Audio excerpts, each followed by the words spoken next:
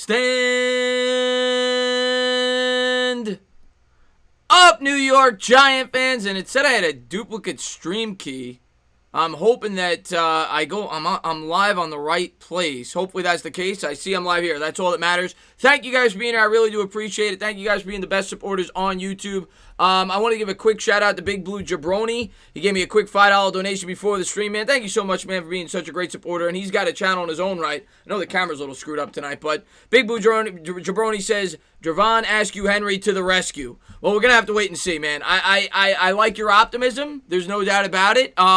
He's, of course, the former XFL safety. We'll have to wait and see if he gets an opportunity. I know a lot of guys were excited when we brought him in. He played for the New York team, the Generals, I think it was, in the XFL. Maybe he will step up. Maybe he'll get an opportunity, of course. Really bad news today for the New York Giants. But, like we were saying before I went live, that's the game of football, guys. I mean, the game of football is a game of injuries. That's what Joe Judge is preparing this team to be. He knows this is a physical sport. You have to go in ready to go. This isn't a normal offseason where there's preseason games. You have to get these guys as best prepared as you possibly can going into the year. So I can't get on Joe Judge at all for doing that. It's just unfortunate that the New York Giants suffered two key injuries here. Mayo, I think, let me try to fix that camera real quick. Mayo, I think we could easily recover from. I'm not too worried about that. To me, obviously McKinney is a guy we were all really excited about, and doesn't look like it's going to work out. But thank you guys for being here, man. I appreciate it, man. Waiting for this, Chris. Cater, man, what's going on in this stream, man? This is best in disguise ever. Chan says it's been a roller coaster season, man.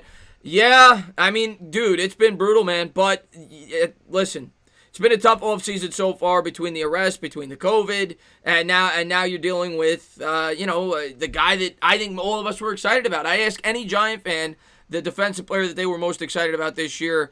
Probably 75 to 80% of them would have said Xavier McKinney. Now, from what I read, it doesn't seem like he's going to be out for the whole season. Maybe it'll only be 6 to 8 games. Hopefully that's the case. Maybe he gets back sooner. I don't think the New York Giants are going to rush it. And then the question becomes, what do you do with the rest of the secondary? Do you put Julian Love at that safety spot? What do you do? And that's the question that the New York Giants are going to have to figure out. Does Love play the corner? Do you bring in a safety? I talked about that today as well. There's a couple of veteran options out there. I'm still in favor of bringing in Logan Ryan. I've talked about that for a while now. I think Logan Ryan is, if they're willing to do it, of course, and if he's willing to come here, I think Logan Ryan is a bit like McKinney. He's versatile. He could play the corner. He could play the safety. He could play the slot. You can move him around. If you could get him on a one-year deal, I don't think it's the worst of options. I forgot who said it in the chat. Trey Boston, that is an interesting option. I didn't know he was still available. The New York Giants were talking about him last offseason. He's a Gettleman guy. He's a safety. I think Gettleman drafted him, if I'm not mistaken, with the Carolina Panthers. Maybe that's another option out there. And, of course, you could go the cornerback route. The New York Giants have a lot of options here. But I don't feel comfortable going into the season with the secondary we have. I'll tell you that. Corey Ballantyne last year looked lost. If you feel comfortable with him on the outside, I don't know what to tell you. Maybe you put Love on the outside. Maybe Askew Henry steps in. Whatever it may be, I think the secondary is definitely going to be a weakness going in. But it is what it is. They're going to have to learn on the fly. We got young guys. Hopefully they could step up and take those roles. Darnay Holmes, I'm really excited about as well. Vintage, yeah. So Trey Boston's an interesting name. I remember Giants fans were talking about him last year. And he's got connections to Gettleman. I mean, maybe that would make sense. You bring him in. They tried to do that with Cockrell. Didn't really work out. Obviously, they couldn't come to terms on a contract. So, we'll see, man. We'll see. He's definitely a possibility. And maybe they go the cheap route. Maybe they bring in another cornerback. Maybe they bring in another safety that's, a guy that we don't even know much about that's cost-effective. Or maybe somebody on this roster just steps up. But right now, we've got problems with depth. What's going on there, Jersey Life? Thanks for popping in the stream. Mexican Johnny says, this really sucks. More bad news for us. What else is new? Hey, man, that's football. Like I said, man, unfortunately, that's football. What's going on, Jackson, man? Thanks for popping in the stream. It's a game of injuries, and it's a game of next man up. And that's, that's what I talk about with the Philadelphia Eagles, too. If you don't have strong depth, you're guaranteed to get injuries in this game. And if your players go down, you have to have good enough players to step in and get the job done. And we're going to find out what we're made of. It sucks that McKinney goes down. Fortunately, we have Love, who we were all worried about whether or not he was going to get enough playing time. Well, now Julian Love's going to get all the playing time he can handle. I think Julian Love will do fine in that safety role. I think that's his job at this point in time. And then we have to figure out what we're doing at that corner spot. And hopefully, knock on wood, everybody remains healthy. I know that Joe Judge has been working him into the ground so far in training camp, and Hopefully they're in shape. Hopefully they stay healthy. Earl Thomas isn't signing with... No, he's not. Earl Thomas not going to be a Giant. I made that video because I saw NJ.com made an article on it. I must have got 30 comments about Earl Thomas. Earl Thomas isn't coming to the New York Giants. One, the New York Giants aren't going to bring in a guy like Earl Thomas. Joe Judge has come out. He's wanted to improve the culture, for one, right? And that's what Dave Gettleman said last year. Take it for what you will. The guy just got kicked off his team for punching a guy in the face. Joe Judge has said he doesn't tolerate fighting in practice. We're not bringing in Earl Thomas. It's not going to happen. I'm not banking on that. I don't expect that. Trey Boston makes more sense. Logan Ryan makes a lot of sense. The connections to Joe Judge and his versatility. If he plays, whatever it may be, whatever position he's playing, say Mckinney comes back, you could move him around. You could play him all over the football field. So I think Logan Ryan, of the big name guys, makes the most sense. Doesn't fit? No, he doesn't. Deception. He doesn't fit the culture. What's going on, Ultimate Empire? Thanks for popping in the stream. Not watch the Giants play on TV? If you're a Giants fan, why wouldn't you watch the Giants play on TV? Why? Because they suffered an injury to McKinney? You're not going to watch the team play? You could say that any week. I mean, I guarantee you there's going to be an injury every other week. I mean, that's the game of football. Football's a game of injuries. You can't not watch the team because they got an injury preseason. Logan Ryan, but we're not getting Earl Thomas. We're not getting Earl Thomas. The Judge and Gettleman connections never fail. We'll see, man. The Computer Gaming says, I think that McKinney can be a slot. Well, he's not going to be a slot right now. I don't think that's his role with this team. Darnay Holmes is going to be the slot. And if not Darnay Holmes, it'll be Julian Love. But Darnay Holmes is going to be the slot. I am sipping the coffee, George. Thanks for popping in the stream, man. Edward says it's a blessing in disguise. I mean, I don't see how it's a blessing. How is it a blessing? I mean, it's not a blessing. Even if McKinney's not going to be great, you want him to get experience. Like I said in my video, it's definitely not a good thing. But hopefully our guys can step up and make do until he gets back. I do think he'll be back before the conclusion of the season. That's the game of football. Yeah, I mean, that's the game of football. What's going on, Afghanistan? Thanks for popping in the stream, man. Waterfly says, you get a date, throw on a hat, Logan Ryan sucks. Please say a prayer. Yes, Hurricane Lord. No, I did not have a date. And I did not, my Nick, I don't know where I put my Nick hat. That's why I haven't been wearing it the last couple of days. And my Met hat is way too tight. I got to get a Giant hat for the regular season, though. I have one, but it's all worn. It's worn out. So I got to get a new Giant hat for the season. Let's talk about Chris Williamson and Jaron Williams. Well, Chris Williams, I mean, I don't know much about him. I know that Chris Williamson's the 7th-round pick. I mean, regardless, do you feel confident with him starting week 1? Because I don't. If we're talking about competing, I mean, and like I said, I've tried to go in with conservative expectations going into the year, and I'm not expecting this team to make the playoffs this year. I'm hoping we win 6, 7 games, and maybe they surprise me and they win 9 or 10. But I don't feel confident with really whoever we got on the roster right now playing on the outside. I wouldn't have even felt super confident with Love, but I would have been like, all right, Love played good last year. Maybe get the job done on the outside. Ballantyne looked lost. He's a guy with upside, and Williamson's a 7th-round pick for a reason. I don't feel right now with anybody on this roster, I don't feel comfortable. But to be completely honest with you, I probably wouldn't be overly comfortable with anybody that we brought in free agency. There's a lot of questions right now for the New York Giants at that position. I am not a Yankee fan. I will never wear a Yankees hat. I will never wear a Yankees hat. I was watching the Met game before we went live. Jacob deGrom's pitching well again. I think he had a no-hitter through 4, or he was approaching through 4. How do you feel about Tony Jefferson for safety? Somebody brought that up to me in my video today. I don't know a ton about him. I know he's a veteran. I don't know a ton about him. But at this point in time, I'm completely for any veteran with some experience, whether it's the safety, whether it's the cornerback position. We don't have anybody out there with any experience whatsoever, even if they're not going to start. Just somebody that could step in if somebody goes down or somebody's not playing well. I think the New York Giants need to bring in a veteran at this point in time. That's just my opinion. Some people say, screw it, go with the rookies, throw them out there, let them get their experience.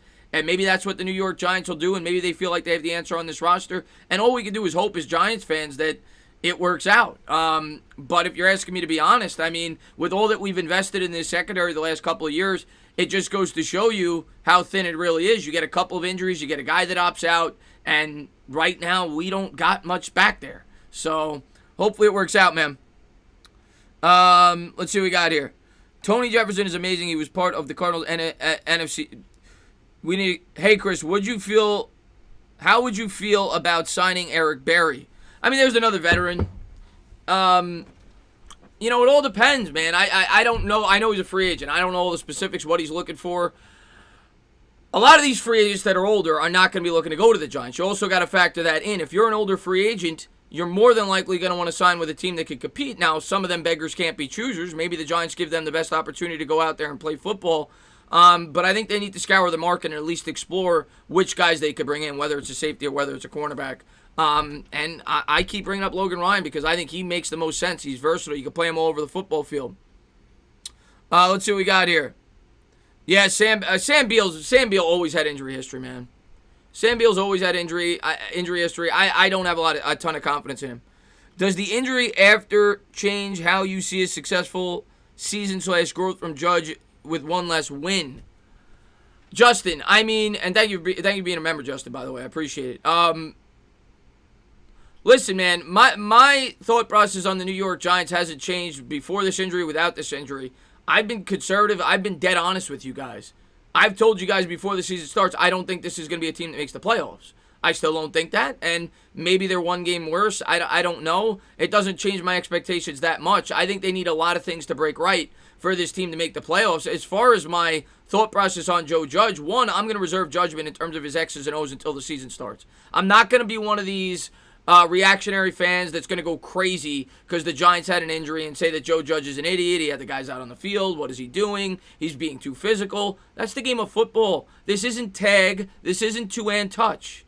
I'm not going to get on Joe Judge for this. This is what happens.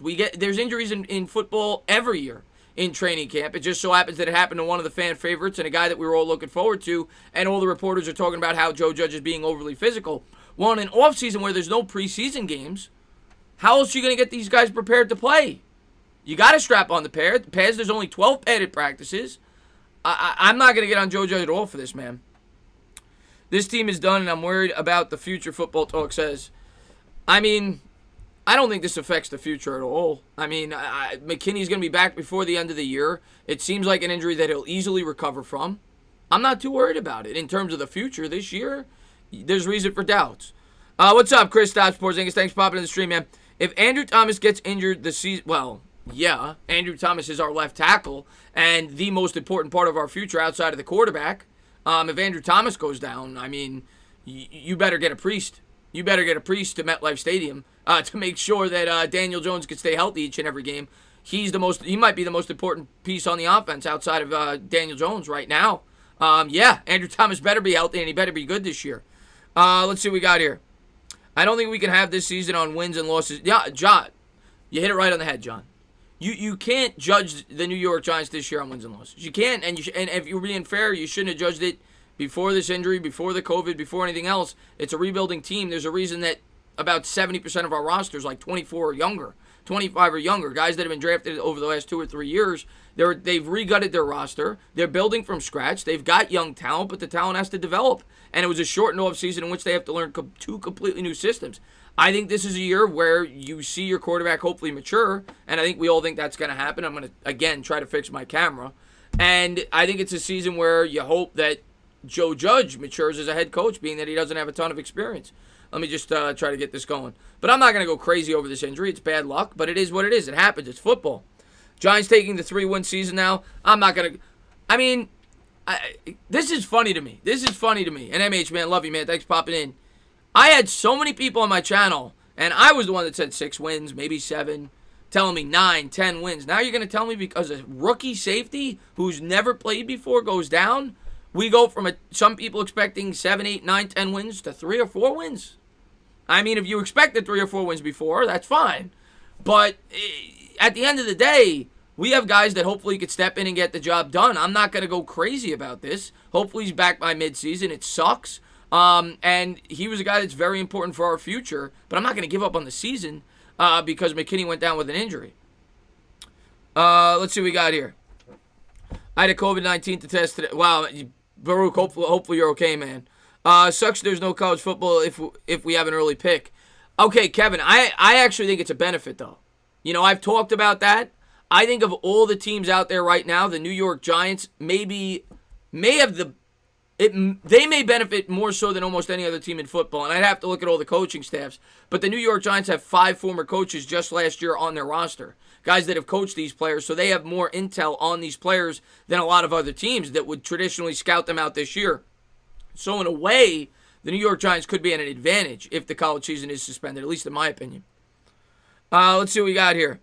The Patriots had the most opt-out players, and they are a 10-win team. Well, I mean, the Patriots are the Patriots. I mean, let's be real. And I'm not going to put Bill Belichick expectations on Joe Judge, Yuri. That's just not fair.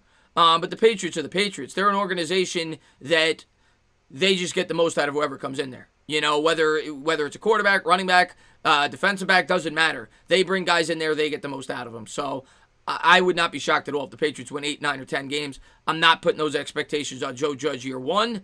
And I want Joe Judge to be his own man, like I've said. But yeah, I mean, the Patriots over the course of, 20, 30 years have had so many injuries. They've had so many players leave to free agency, and they just rebound, and they just keep getting better. What's going on there, Bigger Mike, man? Thanks for popping in the stream, my man. Giants have one of the toughest schedules in the league, though. Yes, they do. The Giants' schedule is brutal. I'm not going to tell you that it isn't. It's why I've predicted them to win 6 or 7 games. If they played last year's schedule, I might have them at 8 wins. But the schedule's brutal. I mean, we play the NFC West. We play the AFC North. The NFC East. I mean, we play a lot of tough teams this year. We don't have a lot of gimmies. Every team on our schedule, for the most part, has improved from last season. It's not going to be an easy year. I'm not going to tell you guys that it is. But hopefully we could surprise people, and we play tough each and every week, and we find ways to win close football games. And that's going to come down to special teams, not committing penalties, things like that. Kind of like I talked about in my first video today. Oh, man, thank you so much, man. Rudy T in the chat, man. Rudy T's the man. Thank you so much for being here, buddy. He says, my man, stubborn optimist here. Giants still go 8-8. Rudy, man, I absolutely love the optimism. And you're definitely a very optimistic person. You never let things get you down, and it's what I appreciate about you. And you know what? It's football. I'm not going to go into the season. I'm going to give you guys my honest prediction. I'm saying 6 wins, but I'm not going to go into the season saying the season's over before it starts. It's football. Things can happen. Maybe you get the right bounces. But at the end of the day, this year is about maturation. It's about progress, mainly for our quarterback and our offensive line and our defense as a whole. But, Rudy, man, thanks so much for being here, man. I really appreciate it, man. How would you feel if they go 2-14? How would I feel if the Giants... I mean, Great Wuda, how do you think I'd feel? It's one thing for you, Great Wuda. I got to cover this team every day. If you're just a Giants fan that doesn't have to do YouTube content and cover the team and make stories and report on the news, it's easy for you guys. You guys sit on the sideline. Oh, if we go 2-14, we'll get the number 1 pick. We could trade down. Maybe we could draft Lawrence, whatever it may be. For me, that's torture. I got to cover this team every week. I got to stream the game every week. No, I don't want the team to go 2-14. That'd be horrible. I'm hoping they go out there and they make the playoffs this year, man. Bavith is in Puerto Rico today, man. Glad to see Bavith in here, man. What's going on, Bavith, man? Thanks for popping in the stream. My thing is, how do we know Joe and the coaching staff isn't out there getting the best out of every player available? Well, we don't know. And, I suppose that's what we got to hope. We got to hope that, this year that they get the most out of the talent that they have. But getting the most out of the talent that they have still may result in 5, 6, 7 wins. We play a really challenging schedule, and they're inexperienced football players learning new schemes. So I'm just trying to go in with a realistic mentality. I don't want to lie to you guys. I want to tell you guys my honest opinion. Should the Giants go? D. Grant, I think they should. It's what I said in my video today. It's what I said at the top of the stream. I absolutely think the New York Giants should go after Logan Ryan right now. Will they? Probably not. But I think it makes sense. He's versatile. And it all depends on whether or not he's willing to come here on a 1-year deal, too. I don't see the Giants sign him to a 2 or 3 year contract. But, yeah, I think he makes sense. He's a veteran. You could plug him in at several different positions.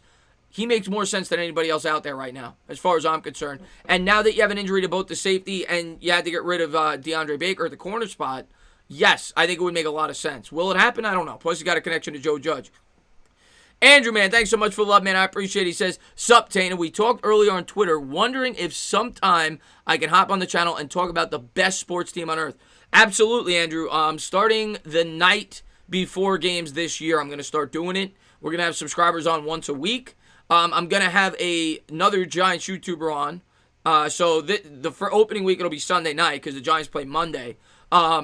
I'll probably call the game, the first game, the Redskins-Eagles, I'll probably call or something like that, just to hang out, watch football. But yeah, at night, I'm going to have, usually it'll be Saturday nights when the Giants play on Sunday. But yeah, I'm going to have, subscribers on. They're going to rotate every couple of minutes, and I'm going to have another Giants creator on with me. So yeah, that's something that we're definitely going to be doing in season. How much will Logan Ryan cost? I'm not 100% sure how much he'll cost. He wanted $10 million, but it's getting closer to the start of the season. He could, he may not play. I mean, at this point, with the virus and everything else, he's a free agent. Maybe he doesn't play. But I would guess he'd want at least $7 or $8 million on a one-year deal. That's just me guessing. I don't think you're getting him for 3 or 4, but the Giants have a ton of money in space right now. If they wanted Logan Ryan, they could get him.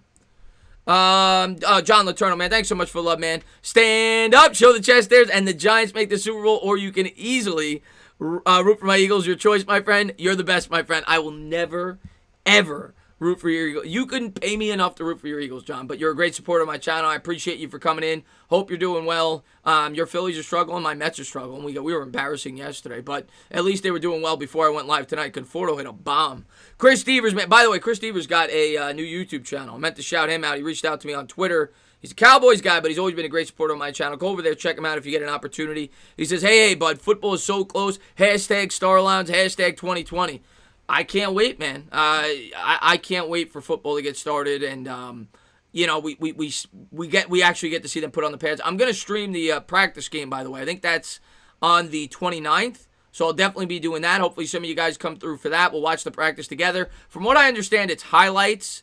So we'll see. I don't know if it's gonna be a full-on practice, but we'll hang out for an hour, hour and a half, watch it together. I think it's from 6 to 7. That's on the 29th, the next scrimmage. Chris, Nimmo got a home run. Thank you for letting me know, Simon. I appreciate it, man. What's going on there, Elvis? Thanks for popping in, man. I saw Conforto's home run. It was a bomb. Let's see what we got here. Is Jones a good quarterback option in 12-man fantasy? I think he's a fringe top 12 quarterback in fantasy. I am not huge on Daniel Jones in fantasy this year for the simple reason that I think the Giants are going to try to run more. And I don't see him. Last year, the Giants passed the ball almost as much as anybody in terms of percentage. I think they're going to try to become more of a balanced football team. That's why I'm not huge in love with Daniel Jones this year. He may be a very efficient quarterback, but I don't see him throwing as many attempts per game this year. So I would probably steer away from him. He's definitely a good backup. Fix the O-line, D-line, man. Thanks, Philip, man. He says, I heard Saquon's looking great as a receiver. Listen, man, Saquon might be the best receiver on this team. Last year, we didn't get to see it enough. Daniel Jones didn't check it down a lot. It didn't seem like there were a lot of organized plays to the running back coming out of the backfield, and we'll have to wait and see with this offense how the New York Giants organize it. It's one of the things I'm actually really interested in that I haven't talked a lot about, how they're going to use Saquon Barkley this year in the passing game. I'm excited to see the I formation, but yeah, I mean, they got to get Barkley out in space. They have to create opportunities for him. I don't care if there's a guy on him. He can make guys miss. He can create big plays when you give him an opportunity. So, yeah, I mean, I want to see I think he only had 50 catches last year, albeit he missed, I think, 3 games. 3 games he missed. I'd like to see him get more involved in the passing game this year, 100%. So, I'm not surprised that he looks good as a receiver, though. He may be our best receiver. Disagree, draft DJ for fantasy. So, yeah, I mean, I think DJ will be good. Do I think he's a top 12 fantasy quarterback? Hey, it's up for interpretation. All right, let me, off the top of my head, and I haven't even done many fantasy drafts, but off the top of my head, you got to put Watson above him. I don't care that they've lost all the weapons. You've got to put Kyler Murray above him. It's a very fantasy-friendly offense. Those two are above him for sure. Obviously, I'd have to look at a list, but you have the obvious guys. You got your Pat Mahomes. You got your Lamar Jacksons. I'd probably still have Aaron Rodgers above him. I still believe in Tom Brady. Drew Brees is still above him. I'd have to look at a list, like I said. He's in the 12 to 15 range. Josh Allen runs the ball a lot, and I think the defense will set him up for good opportunities. He's probably in the middle of the pack for me. He's a fringe starter in a 12-quarterback league. What's going on, Saquon's Barkley? Thanks for popping in the stream. And by the way, if you guys have not checked out Big Blue Jabroni, please do so. Thank you for the love earlier, man. I really do appreciate it. He's a growing Giants channel, man. Thanks for being here. What's going on there, Mike Moreno? Thanks for popping in, my man. I think Mckinney injury is not that bad. Could have been ACL. Could have been bad concussion. Yeah, I mean, he's going to miss time, but it doesn't seem like it's going to be career-altering. It doesn't seem like hopefully it's not a lingering injury. I don't think it will be. There's no way of knowing. He's going to miss time, and we got to give him the time to get back. And hopefully the guys that we have on the roster could step up, given, in the roles that we give them and get the job done, and that's all we can hope for. And maybe Askew Henry is that guy. Maybe Ballantyne is that guy that could step in for 6 games, 7 games, and fill the void. All we can do is hope, as Giants fans. Red, man, thanks so much for that, man. I really appreciate it. He says, Giants should develop their young players instead of bringing in veterans free agents to fill holes from injured players. We aren't a win-now team yet. And that's fair to say, Red, specifically in the secondary. If it was on the offensive line, I would definitely tell you that I probably want somebody that's more experienced, because you want to protect your quarterback. But that's fair to say. The question is, are these guys part of the future? Do you think a guy like Askew Henry or Ballantyne is a part of the future? But I suppose you can use this as an opportunity to find out. So it's fair to say. But as Giants fans, I get it. We're sick of losing. We want to see a team that we could at least have some hope for going into the year. And having a guy like Mckinney goes down really dampens our spirits. So I get both sides of it. And bringing in a guy like Logan Ryan could probably help out the younger players. He's been around the league. He's a veteran. He's familiar with Judge. So I really do see both sides of it. I really do. It's a tough decision. Shake Money, man. Thanks so much for that, man. I really appreciate it, man. He says, thanks again for streaming the game. You made the Marlins loss enjoyable. Thanks for being a class act. We need more people like you. Well, Shake Money, man, I'm going to do the game tomorrow more than likely. I didn't do the game today. I didn't do the game yesterday because I was just exhausted. I was going to do the doubleheader. I am definitely doing, for all the Yankee fans in here, I am definitely doing the first doubleheader for sure. I'm probably doing the entire series. We'll have to wait and see. If the Mets get swept the first 2 games, maybe I won't. I might need a mental break. But I'm definitely doing the first doubleheader with the Mets Yankees, and I'll probably do the game tomorrow for you, Shake Money. I know you're a huge Marlins fan. Thanks for popping in, my man. Nathan says, I am so sad. I am so tired of the same stuff every year, injuries. Nathan, man, it sucks. I'm not going to paint it any other way. We've had a ton of injuries last year, and the worst, you know what pisses me off more than anything else as a Giants fan? You expect injuries, right? You expect injuries in the preseason, okay? We should. But the Giants' luck is they all seem to happen in the same spot. Last year, it was the wide receiver position. We had like 3 wide receivers go down before the year started due to injury or due to steroids. This year, it's in the secondary. Everybody's going down, whether they're, spread it out a little bit. Maybe give us an injury on the, I don't know, one of the wide receivers and one of the guys in the second. It just seems like it all happens in the same spot. It's just bad luck. But I will say this, man, football is a game of injuries. And we've got to step up, man. That's just the way it is, man. Every team gets injuries. And this year, expect injuries all around the league. You haven't had a normal offseason to prepare. You have the virus. People could be getting sick. I just don't think you're going to see a lot of full rosters throughout the NFL this year. But McKinney's a big loss. I'm not going to act like it's not. He was a guy we had huge expectations for. He was going to be a vital piece to this defense, a very versatile player. And it sucks. There's no way around it. Chris Devers, man, thanks so much for love, man. I really appreciate it. He says, appreciate the shout-out. It will be Dallas talk, but heavy on the NFC East, and like to bring on a lot of guys that I respect. So, LOL, Giant guys. That's right. You're subscribed to all Giants guys. Cop, Bizzle, myself, Bad Dog.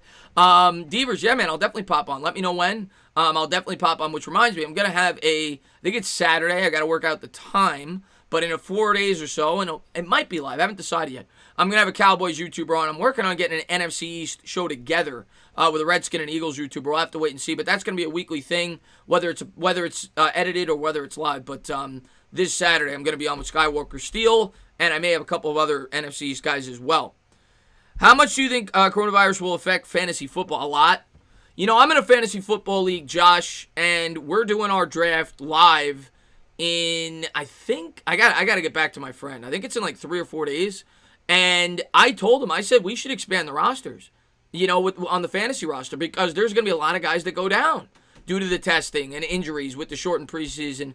I think leagues should expand their bench this year. I really do. It's not a normal season for football. John, man, thanks so much for that, man. I appreciate it. He says, with the Giants' injuries, does that mean the Eagles go 16-0? John, 16-0? Why are you underselling the Eagles? I say this to you every year. Why are you discounting your football team? Why are you doing it? Eagles are 19-0. Eagles ain't losing a game for the next 10 years. Zahid, man, thanks so much for love. He says, what's going on, Chris? How do you feel about the coaches adjusting their volume, screaming, calling plays, etc., with no fans around? First off, man, thank you so much for love, man. Thank you for being such a great supporter of the channel. But listen, man, the one thing that I've noticed from Joe Judge, and it's the right approach in my opinion, He's doing everything he possibly can to prepare this team for the season. It's what I talked about in my opening video today. When you go back and look at the Giants' penalties last year, they only committed 90 as a team, but almost 33% of it was from defensive holding penalties and pass interference penalties. He's got them with tennis balls, so they can't grip the offensive players. I like it. Maybe people look at it as an elementary approach. Maybe it's something you would do in college. I don't care. I want this team to get as good as they possibly can. He's getting them prepared. As far as the red jersey thing goes, I don't think that's going to happen now, especially after this injury. But I understood the mentality, being that you have to get these guys used to contact, and you're not playing preseason games. I think Joe Judge is doing whatever he can. He's trying to think outside the box and get this team as best prepared as he possibly can for Week 1 against the Pittsburgh Steelers. It's a physical game, man. It's a physical game. What is going on, Lolly? Lolly, long time no see. Glad to see you in the stream. I love Lolly. What's going on, Lolly? Who do you expect to replace McKinney? I mean, if we go on roster, I think you're going to see Love. I think you're going to see Love at the safety. And, we'll see who plays the corner.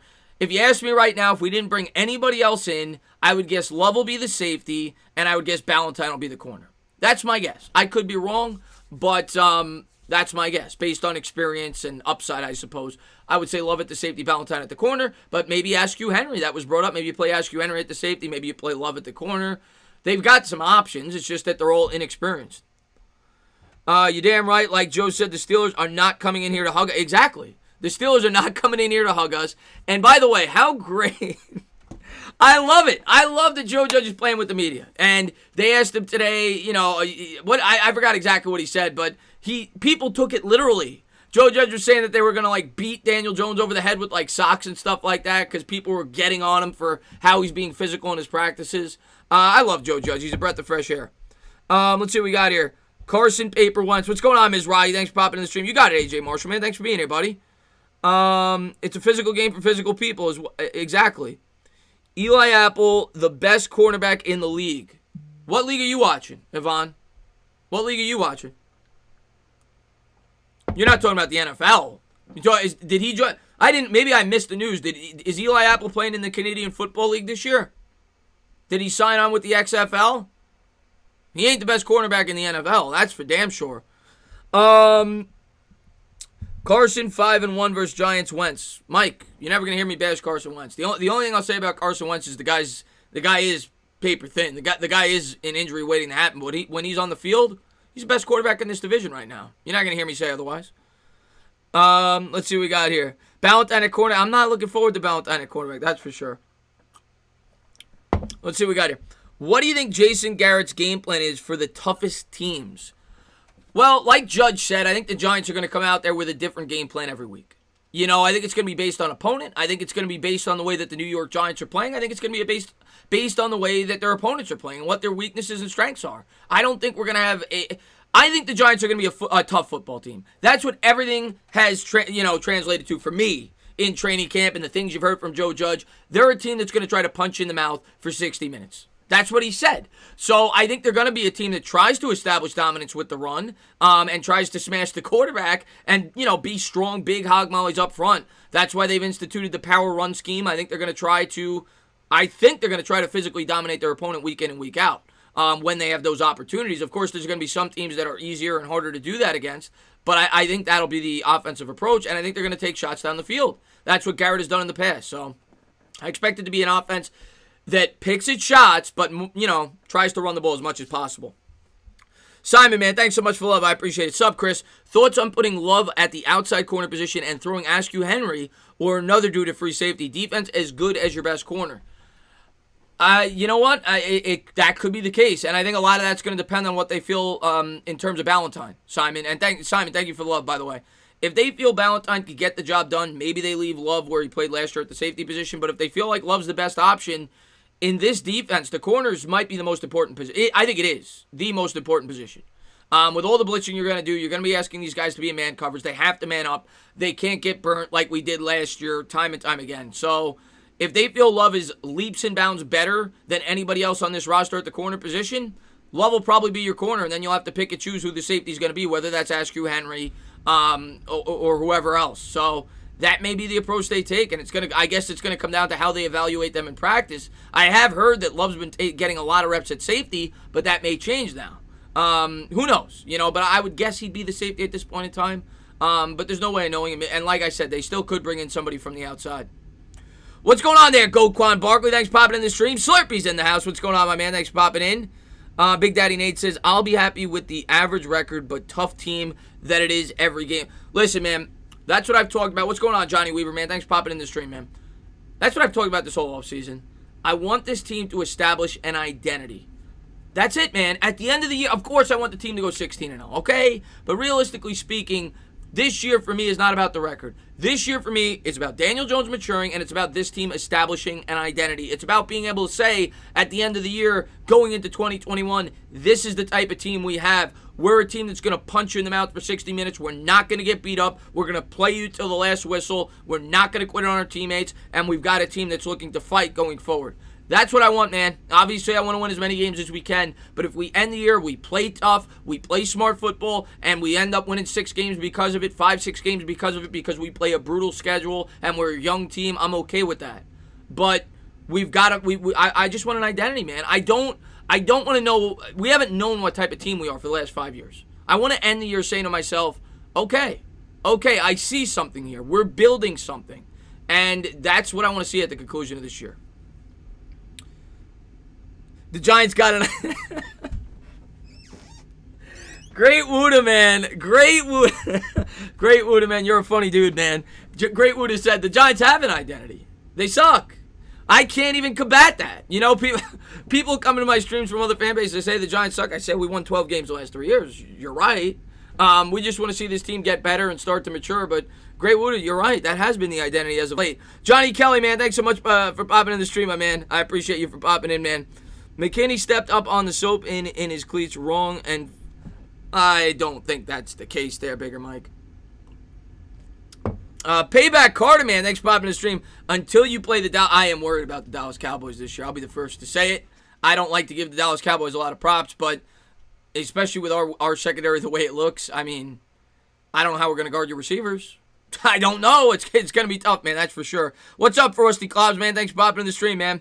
And Sinet says, what you have seen so far this entire offseason, what is your overall assessment of head coach Judge before heading into the season, scale 1 to 10?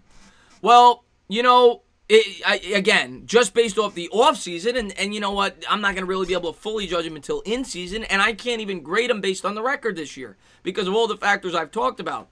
But I do like what he's instilled in this football team. I do like that he's a disciplinarian. I do like that. I think it's what the Giants needed. Maybe he's going a little bit over the top in certain things. Now, the coaching thing was overblown. Reports came out from Joe Judge that he's never made coaches run laps. I like that he's bringing physicality to this football team. So far I've liked it. I've liked the coaching staff that he's brought in. He's brought in experienced guys he's familiar with, and we got to wait and see how it all plays out on the field, but that doesn't necessarily mean it's going to amount to 9 or 10 wins because of all the factors that I've talked about. But so far I've liked Judge. I'd give him at least an 8.5, 9 based on the offseason. But, you can't really get a real look at him until the season starts. I'm trying to go in optimistic. I say it all the time, to Giants fans. What's the point of not giving Joe Judge a chance? What's the point in going into the guy's career and saying to yourself, well, he sucks. There's no way he's ever going to be good. Like, why even root for the team then? Why even root for the team if you're not going to give the guy a fair shake? Seriously.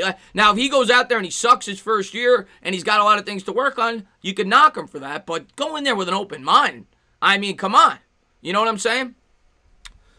Well, wait, what? Yeah, McKinney's out for the year, Scott. Well, not out for the year. Out to start the year. He could miss half the season, 6 to 8 games.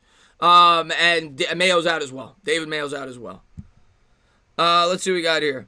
What's going on there, Roldy, man? Thanks for popping in the stream, man. What do you think our record will be in the NFC East? You know what? I'm going to stick with what I've said. I said 3-3. I'm sticking with it. I'm sticking with it. I'm going to say we find a way to go 3-3 in the division. I think we're due to win a game against either the Eagles or the Cowboys this year, and hopefully we sweep the football team. But I think we find a way to win 3 games in division this year. I do. Waterfly says, I could get you a holy pick of cannoli baseball cap in white or tan. What do you want? Ooh. I'll go with white. Waterfly. Thanks for the love, man. I appreciate it. How tough is our schedule's brutal. I've talked about it extensively. Our schedule is brutal. If you look off of last year's record, it's not that bad. But based off the over-unders this year, what, the experts in Vegas are predicting these teams to do, the New York Giants schedule is brutal. Tough schedule, man. But the one silver lining is this year more so than any other, it's really hard to judge a schedule before the season starts because of COVID, and I expect there to be a lot more injuries. So these teams could look completely different in a week-in, week-out basis. So it's really hard to judge our schedule, but going in on paper, it looks tough. But that's good because we're going to get to see where we stand. We're going to get to see where we need to improve going into the 2021 season. What's going on there, Brandon Rogers? Thanks for popping in the stream, man. The one positive out of this negative is that he should be back in time for Week 8. Yeah, I think he'll definitely be back. At bare minimum, he'll be back after the bye. So we'll get 6 games of experience with him, I would think, based on the injury. Hopefully he's back before that. But I think we got 6 games after the bye. I think he'll get to play then at a bare minimum, and hopefully he gets to play more, like I said. Yeah, I mean, that's the silver lining. And from everything I heard, and I'm not a doctor, but from everything that I heard and read online and from what my subscribers told me, it doesn't seem like the type of injury that's going to be something that lingers on. It's something that he should easily recover from, get back to his normal self. So, in that way, if you want to think optimistically, it's good. Gettleman out next year. I mean, it's too early to tell.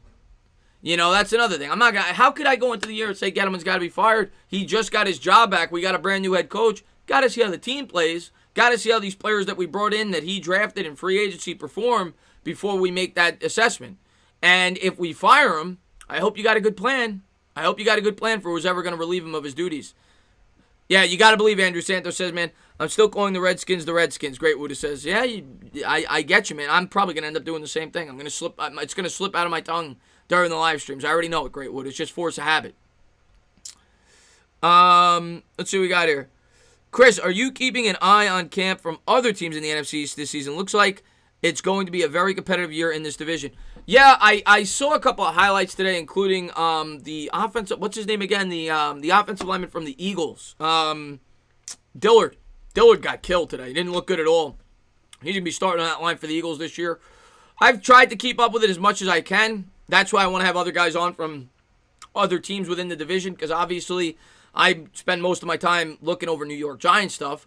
Yeah, that's why I want to have an NFC East show once a week, so we all could get some insight into our divisional opponents. But I've done it a little bit, not nearly as much as I've done with the New York Giants. At least a couple of years more until Gettleman could be fired. Listen, I don't want to I mean, if you're asking me, do I want him to be fired? No. I'm not one of those guys. I don't want constant turnover. It's not what I want. I've watched it way too much with my other teams. But it could happen. I'm not going to lie to you and tell you it can't happen. The New York Giants have been horrible the last couple of years, so he definitely could be on the way out, and, we'll see at the end of the year. That's what I'll say, but I'm certainly not rooting for it. That's for sure. 12 Ks for DeGrom. I mean, he has been ridiculous the last 2 times out there, as good as I've seen him in years. So, great stuff there. Let's see. Chris, do you have, I don't know what you meant to say there, Baruch? Are you? No, I'm a Met fan, unfortunately. I picked the wrong team as a child. I'm a Met fan. We have games are being canceled. Not football. Basketball got canceled today. And we'll see what happens with that. But yeah, basketball canceled today, not football. I'm so sick of this shit. I have been on the Giants fandom since 1986 when I was 8 years old till now. I can't take this shit. Yeah, I mean, everybody in this chat can't take this shit, Elvis. And, I've taken a lot of shit. And maybe it's easier for me because I'm a Knick and a Met fan. So I've taken a lot of shit over the course of my life as a New York sports fan. So I'm used to it. We got to roll with the punches. Got to hope it improves. I know you're a Knick fan too. Got to hope it gets better. And these players that we drafted, we hope mature. And that's all we could hope for, man. It's tough, man. But football's a game of injuries, man. The Eagles are going to have their fair share. I promise you. The Cowboys are going to have their fair share. I promise you. Teams don't normally stay healthy. It happens, man. But, it's a tough break before the year starts. Mets up 4-1. Thank you for the update, man. We've taken a lot. Yes, we have, Lake Nona. Let's see what we got here. Conforto. Yeah, I saw Conforto's home run. It was like 420 feet or something like that. It was a bomb down the right field line. That is not true, sports influencer. Take that back. Take that back, Slurpee. The first game the Braves won it 5-1 again. Yeah, I saw that. Do you think the defense will be on the field way too long and will be dominated in the time of possession? Sean, if that happens, we're going to lose a lot of football games. That's our only chance this year. I've talked about it multiple times. If the New York Giants are going to win football games this year, it's going to be because they physically dominate their opponent. They win the time of possession. The good news is we have the running back capable of doing that, and we have an improved offensive line. If we're going to win games, it's going to come down to our offensive line and our ability to develop a run game. We cannot get into shootouts. If we're losing the time of possession, we're going to lose every game. I'm telling you right now, we don't have the type of team that could overcome a deficit in the time of possession. We can't be turning over the football. We have to win the hidden yardage. The New York Giants have to win every inch of the sport where they could pick up yards, where they could create turnovers, not turn the ball over themselves, and they have to win the time of possession. They have to convert on third downs. If they don't do that, they're not winning games. And you can say that about any team in the league, but some teams are better equipped to overcome things like that. The New York Giants this year are not one of those teams. Their defense is a huge question mark. And to hide that defense, you have to be able to control the clock on offense. Blue Collar, man, thanks so much for love. I appreciate it, man. Injuries are a part of the game, but I hate to see with a talented rookie. It's like getting a new toy under the tree that's broken. Batman looks sick. Blue Collar, man, thanks so much for the love. Yeah, man, I figured I would do that trailer reaction. I know a lot of people are really excited about that movie. Unfortunately, it doesn't come out for a year, but I did that on my movie channel, and I'm really looking forward to it. And yeah, man, Blue Collar, man, as far as Mckinney goes, it sucks, man, specifically because it's a rookie and because this is a rebuilding team and because you want to see him mature because you know he's hopefully going to be a big part of this team when we're ready to compete for Super Bowls. And the more reps that he gets, the better he'll be ready in 2021, 2022, and 2023. So it's a big blow. I'm not trying to downplay the blow. It definitely sucks. But it's next man up, man. It's football. And, be happy that it's not going to be for the whole season. And maybe one of these guys steps up. We find a golden goose. We were talking about the Mets. Jacob deGrom. I know it's apples and oranges. Jacob deGrom, I say it all the time during my Mets streams. You look at the Mets pitching staff. Matt Harvey, Noah Syndergaard, Zach Wheeler, Steven Matz. All of them were thought to be better pitching prospects coming in to the major leagues. deGrom was lucky he got a chance. And look at him now. He's shining. He's the best pitcher in baseball. So maybe we find a hidden gem. That's the way you got to look at it. You got to go in optimistic. Maybe one of these guys shines and develops and becomes a good pro. And that's all we could hope for unless we bring in somebody from free agency. What's going on, computers, man? Thanks for popping in the stream, man.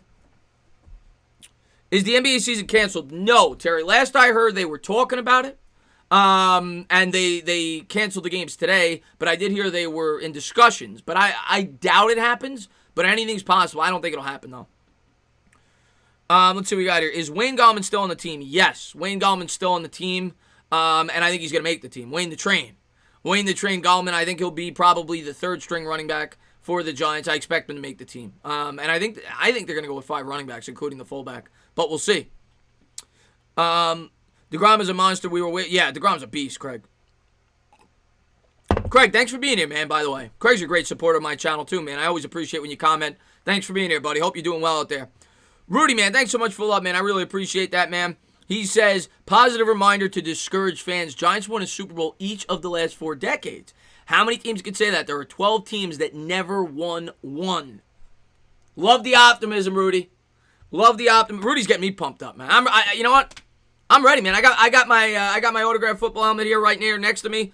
I'm ready to go, man. I'm ready for Giants football. Rudy's got me amped up. But no, in all seriousness, Rudy, I've been alive since 1985. There's only one team since I've been alive that has won more Super Bowls, and that's the New England Patriots. So we can't bitch and moan. Be happy for what we got, and hopefully we get back on track. And I know the younger generation hasn't gotten to experience that, but trust the process, man. Trust the process. I think we've all been encouraged with some of the players that we've brought in. Realize it's a rebuild. Realize it takes a few years for this team to grow. But when we grow, hopefully we get a lot better. New York for Life. What's going on, New York for Life, man? Thanks so much for love, man. I appreciate it. He says, I was watching the sad shit show called the Republican Convention. Well, if you don't like the Republican Convention, why are you watching it? You could be here, my man. At least this stream won't make me want to drink bleach. New York for Life. I hope that I do not have that effect on you, my man. I hope I don't have that effect on you. Thank you for being here, buddy, and hope you're doing well, man.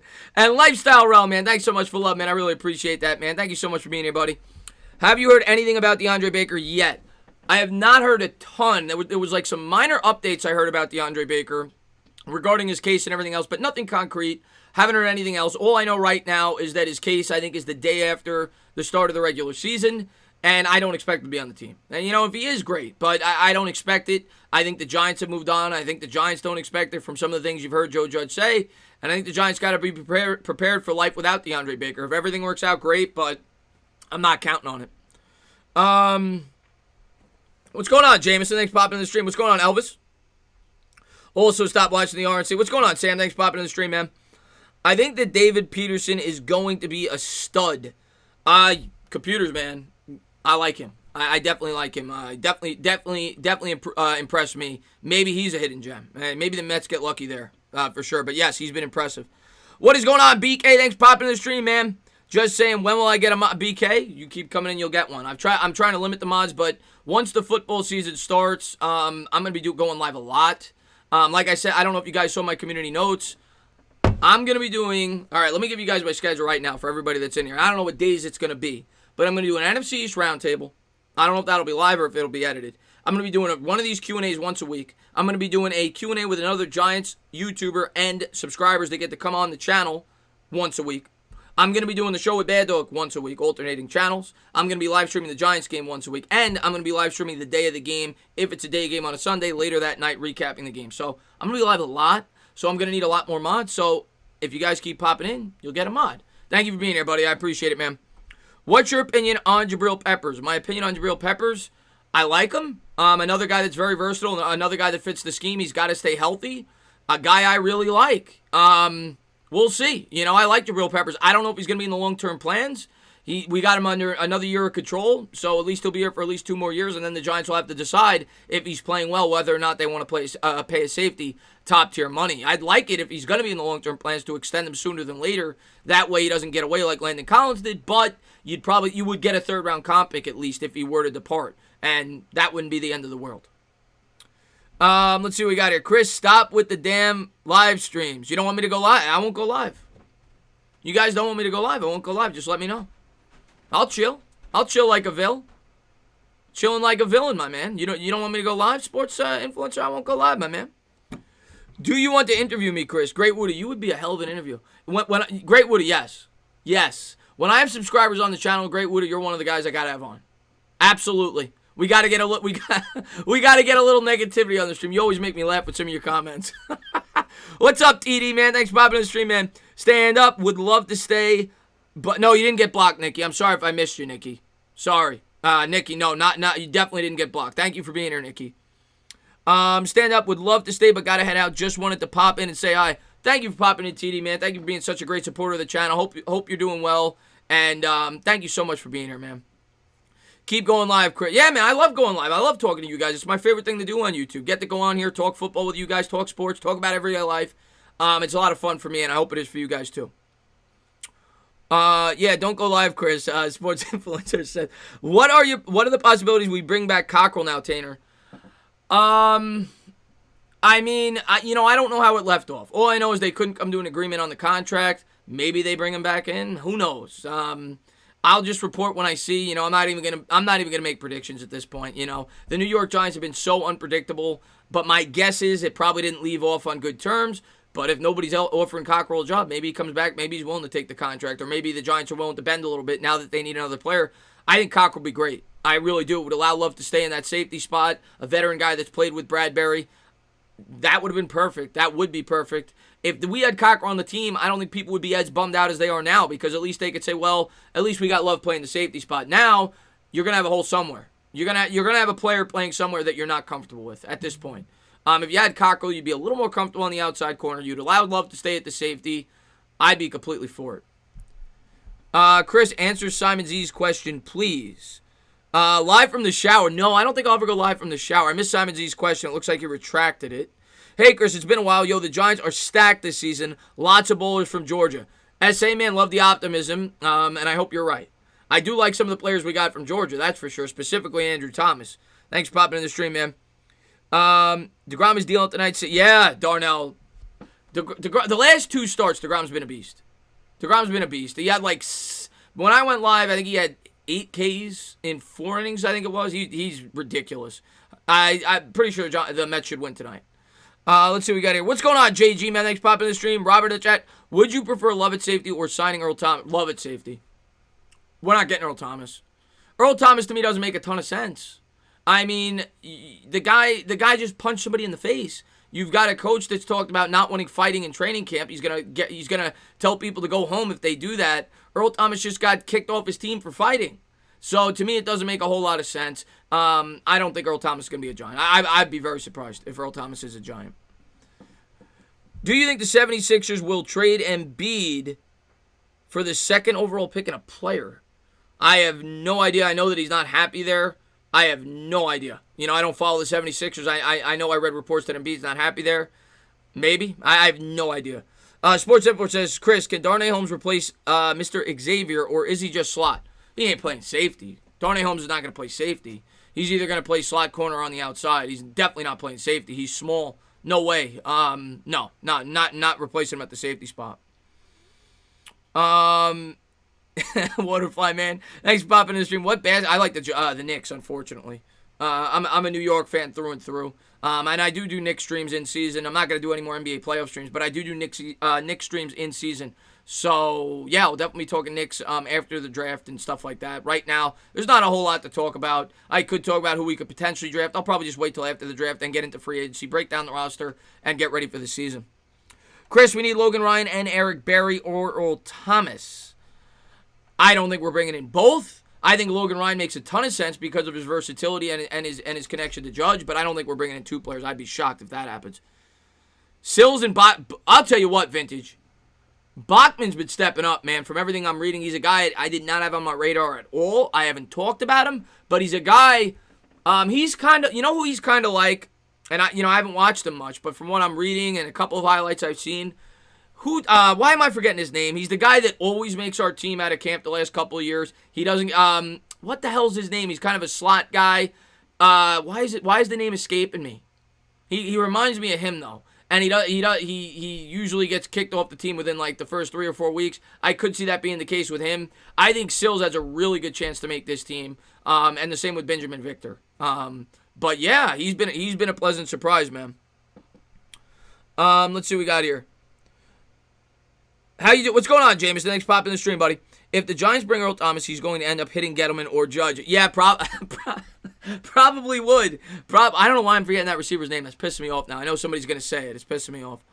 JB12, man, thanks so much for the love, man. Any interest in Tony Jefferson or Eric? Yeah, Fowler. That's who I was thinking of, Fowler. Benny Fowler.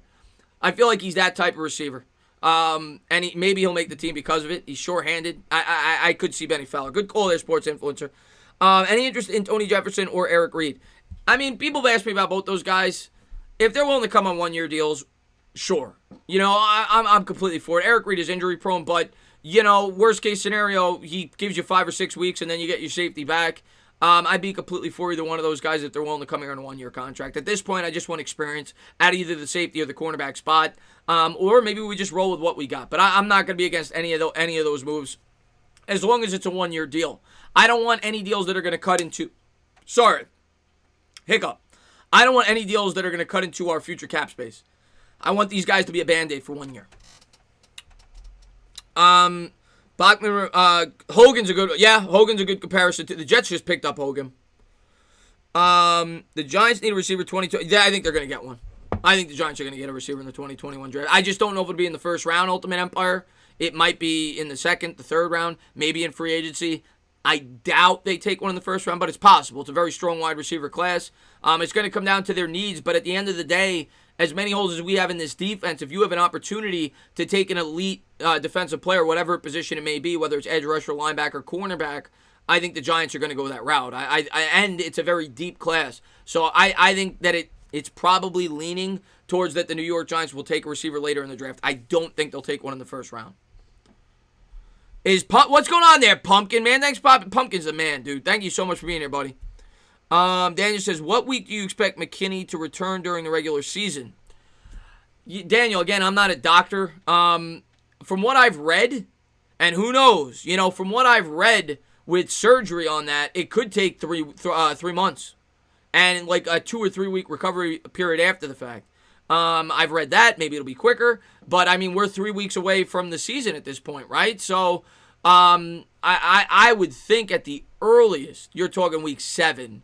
And I would think that after the bye, he will be back at the latest. So, and at this point, if you're the Giants, why rush him back? He's a rookie. They may wait till after the bye, let him play the last 6 weeks of the season. I think he'll definitely get some game experience this year, but I don't think the Giants are going to rush him back. But we'll see. Let's see what we got here. What's up there, KC Smooth? Thanks, popping. Chris, do you have a different outlook on the season because we lost a key piece of the future? Sorry, Baruch, if I missed that earlier. And the defense will look very different from what we expected. I mean, again, my outlook on the season's been consistent this entire offseason. We're not making the playoffs, in my opinion, and I hope I'm wrong. So in terms of the outlook of this season, no. I think this is a season about growth and development. Where I do have a different outlook, I suppose, is on Mckinney. You know, like Mckinney could be using these weeks to mature and become a better football player, so it sucks he's not going to get that game experience to learn the scheme and become one of the leaders of this defense. But in terms of my outlook on the season, I had them pegged for 6 wins before the year started. I kind of still have them right around 6 wins. I don't think this is going to dramatically impact our team in terms of winning 3 less games because of it. At the end of the day, he's a safety and he's a rookie that's never played. He's a guy we're all really excited about. We think he can make a big impact on the defense. But I do think we have some pieces that we could still win 5, 6, 7 games. I don't think it's going to have that big of a dramatic impact. But we got to find some players to fill those holes. There's no doubt about it. JB, man, thanks so much for love. I wish Devon Askew Henry had the preseason. Askew Henry may get to play. Big Blue Jabroni was talking about that. By the way, if you guys have not checked out Big Blue Jabroni, please do so. He was talking about that earlier. He may play. He's the guy that we picked up from the XFL. Maybe that'll be the answer for the New York Giants in the secondary. There's no way of telling, until the year starts. We'll see. Maybe that'll be the guy. Maybe that'll be the guy that gets the opportunity. You could say that about anybody on this roster, though. Like, you wish they got the opportunity because they're all young. They're underdeveloped players. We'll see, man. But yeah, a lot of people seem to be rooting for Askew Henry. Acuña's awesome. In the 2021, we need wide receiver Justin Shorter. Research him. I'll definitely look into him, Nicholas. And I'll definitely look into a lot of these prospects, probably around mid-season of the regular season, and that's when we'll start diving into the offseason talk. If the Giants are out of it, if they're in it, which hopefully they are, we'll be talking about the more so in season. But we'll try, I'll start diving into prospects, later into the season. Tana, what are your thoughts on the Chase Young, and how good do you think we can handle him? Chase Young's unbelievable. He's the most talented player in this year's draft class. I'm not going to sugarcoat that. He's a guy that I think will step in right away. I think that's one of the easiest positions to transition to the NFL in. If you're a great edge rusher, usually those guys pan out. Chase Young is touted as one of the best edge rushers to come out of college in over a decade.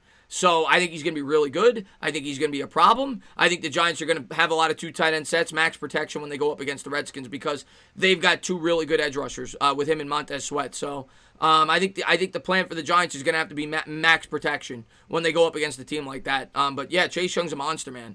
Chase Young is really good. Thankfully we got Andrew Thomas to hopefully block him for the next 10 years. Let's see what we got here. Do you see a chance for 8-8 this season? Yes. Yes, I do. I'm not picking it, but yes. I see a chance for 9-7 if everything breaks right. It's football. I say it all the time. There's surprise teams every year. I'm just not going to predict it, but I see it could happen. It's football. Anybody that says, oh, no, I know the Giants can't win more than 4 games, well, you're wrong. They could. I'm not saying you're wrong for thinking they're going to have a bad year in the win-loss department, but it's football. Things can happen. It's a game of injuries. Maybe they get lucky on their schedule. Maybe some of these players exceed expectations. Maybe Daniel Jones takes a monumental leap. So, yes. Is it possible? Sure. Is it likely? No. JB, man, thanks so much for love. I appreciate it, man. He says, we should get Dunbar from the Seahawks. Man, Dunbar. Yeah, and you know what will happen if we get Dunbar from the Seahawks? I'll tell you what will happen. They'll bring him back to trial and he'll get arrested. That's what will happen. That's the New York Giants' luck this offseason. I don't think that's going to happen, man. I would love to get Yannick. Yeah, I think a lot of Giants fans would love to get Yannick. I don't think it's in the cards. I really don't. I think he could be traded. I don't think it'll be to the Giants. And maybe we'll sign him in the offseason if he isn't traded and he plays out on that franchise tag, or maybe it's a tag and trade situation. That's possible. He's definitely a guy that I would bring in here with open arms. Great pass rusher. Led the NFL in hits, I think, 2 years ago. Great at stripping the quarterback. Would definitely love him. It's one of the missing pieces to our defense. I don't think we're trading for him. Don't expect it.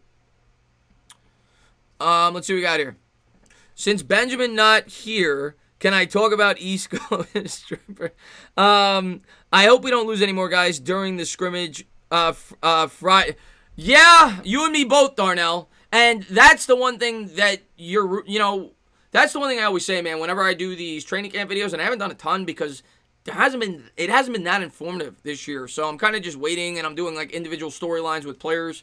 But yeah, I mean, when training camp starts, that's what I always say. The most important thing is that these players are healthy. You want to get through the preseason as healthy as possible, but you expect some injuries. And today, unfortunately, we got news that we had two.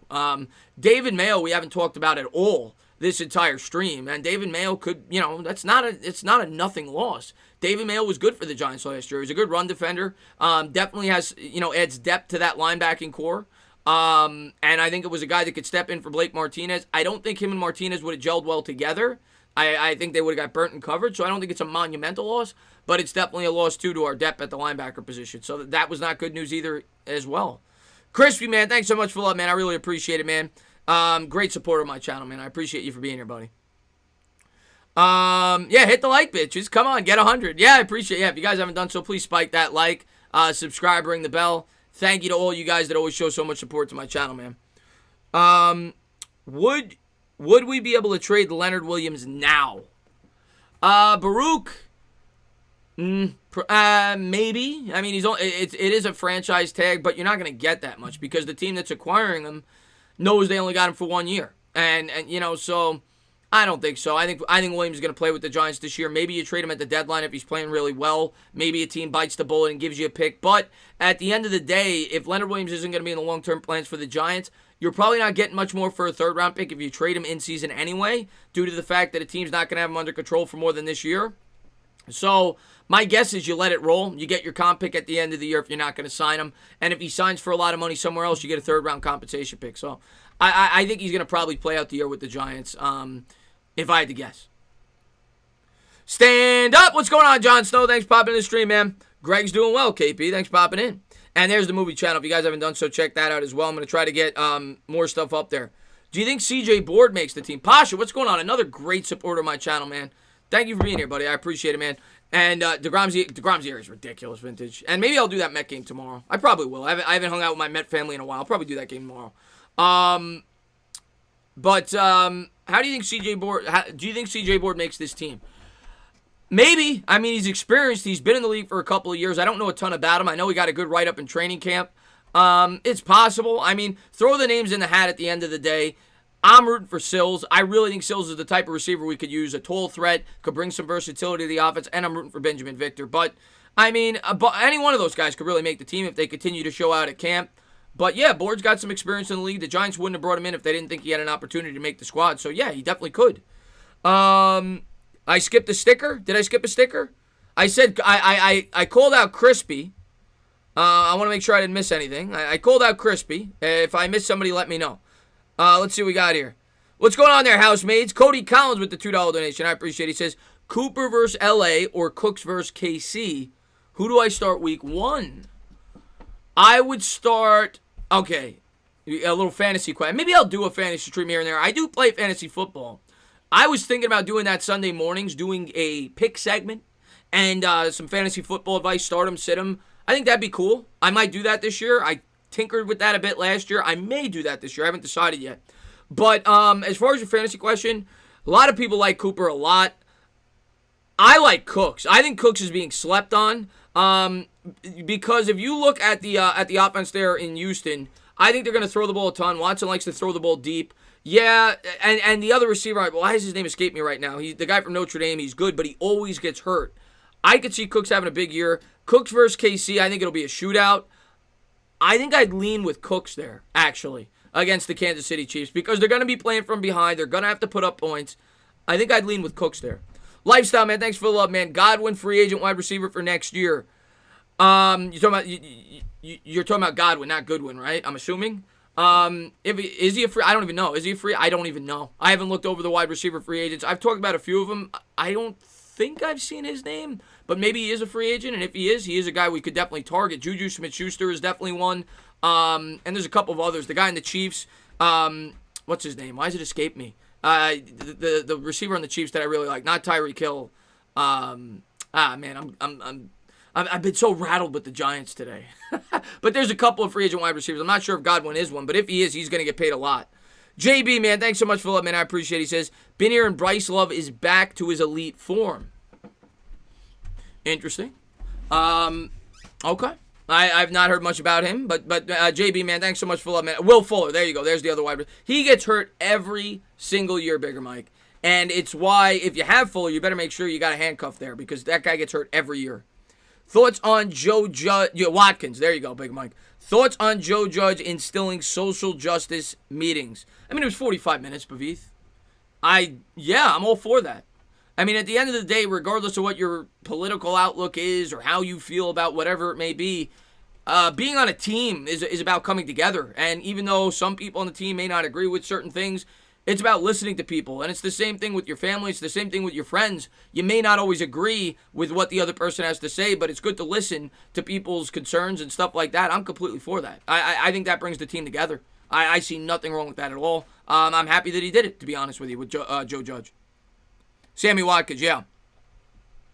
What do you think about our secondary this year, Daniel said? What's the name of your movie? Oh, Johnny, man. What's going on, Johnny, man? Thanks, I hope you're doing well, man. I don't know if you're back in New York or you're still in Vegas, but I hope you're doing well. It's the same thing. It's the entertainer talking movies instead of the entertainer talking sports. I haven't been so consistent with the content just because I've been so busy. But I'm going to try to get a lot more stuff up there once movies start coming out. Having some trailer reactions for you guys as well. Do I like rap music? Not really. I don't hate it. I could listen to it, but it's not my favorite. Talking about fantasy, I got DJ Saquon and Slayton. You are Giants heavy, my man. Hopefully the Giants do well for you, man. Hey, Chris, you ready to get absolutely... Oh, God. Nate's rubbing it in. I'm doing a fantasy league in my Discord. By the way, I'm sure somebody in the Discord could post a link. Please join the Discord. I'd appreciate it. We talk sports all the time. I'm kind of taking a couple of days off from social media, so I haven't been in there. I was in there briefly today, but I promise I won't be in there tomorrow. I'm taking a couple of days off, but yeah, join the Discord, man. Always have fun talking Giants, and we're going to have a lot to talk about in season, so check that out. But yeah, I'm ready to dominate that league, Nate. Hot dog. Oh, you got to go with the hamburger over the hot dog. I mean both. Can I have both? But you got to go with the hot dog over the hamburger. Hey, Chris, what do you think of Cam Brown? I think he could be a really good coverage linebacker to cover the tight end. All right, here's my thoughts on Cam Brown. And I like Cam Brown from some of the things that I've heard and read, and I'm sure the Giants do too. They used a 6th-round pick on him. I don't think he's ready yet. You know, from everything you've read, he's undersized. He's definitely put on a lot of muscle. When he went to college, he was only about 200 pounds when he entered Penn State. Now he's about 230. I think he could still use some maturation, maybe put on 10 to 15 more pounds of muscle this year. But yeah, maybe Cam Brown could be a prospect. I don't expect much this year, though. If I had to guess, Devontae Downs, who I did a video on yesterday, I think that we haven't talked much about him tonight either. Devontae Downs, keep an eye out for him. I've been reading a ton of positive reports on Devontae Downs, and he's a coverage guy. I could see him getting a role with the New York Giants on this defense, especially now with Mayo out. Tate Crowder's another guy that's gotten some glowing reviews. So we'll see. I think we're going to have an inexperienced linebacker, though, for sure, next to Martinez in our base packages. Lake Nona, what's going on, Lake Nona? Thanks for popping in the stream, man. Cam Brown will definitely help on special teams. Carter Coughlin as well, probably. Cam Brown can play safety? Yeah, maybe a little bit. I could see him getting in there here and there in certain packages. You know that Patrick Graham's going to mix it up. If you watch his tape with the Dolphins last year, he's got a ton of different looking defenses where he's got all these different linebackers on the field, all these different secondary players on the field. So I think he'll mix and match. He'll mix it up for sure. But we'll see, man. We'll see. He's definitely not going to be out there on the regular, though. Kristaps Porzingis loves hot dogs. They removed him from Ben's. Yeah. KP definitely loves those hot dogs. Imagine Cam Brown at safety. That'd be something. Yeah, I don't expect that, Jared. That's for sure. But you never know. She's usually on Chris's Met streams. Who are you talking about? Sabrina? She pops in every now and again. Yeah, so close to 27K. Yeah, it was, I think it was about 15 away from 26.9 last I checked today. So we're getting there. You know, I'm setting my goals for this year. We'll see if we reach them. But, you know, I'm always going to put out my Giants content. I'm always going to give you guys, put in as much work as I can. Always be open, give my opinion. And I'm going to admit when I'm wrong. I'm going to take your opinion. And sometimes you'll be right. Sometimes I'll be wrong. New York for Life, man. Thanks so much for love. I appreciate it. What is going on there, Joey Lutz? New York for Life says, not me, man. Anyone who supports President Dorito, I avoid them like I avoid child support payments and single mothers. New York for Life,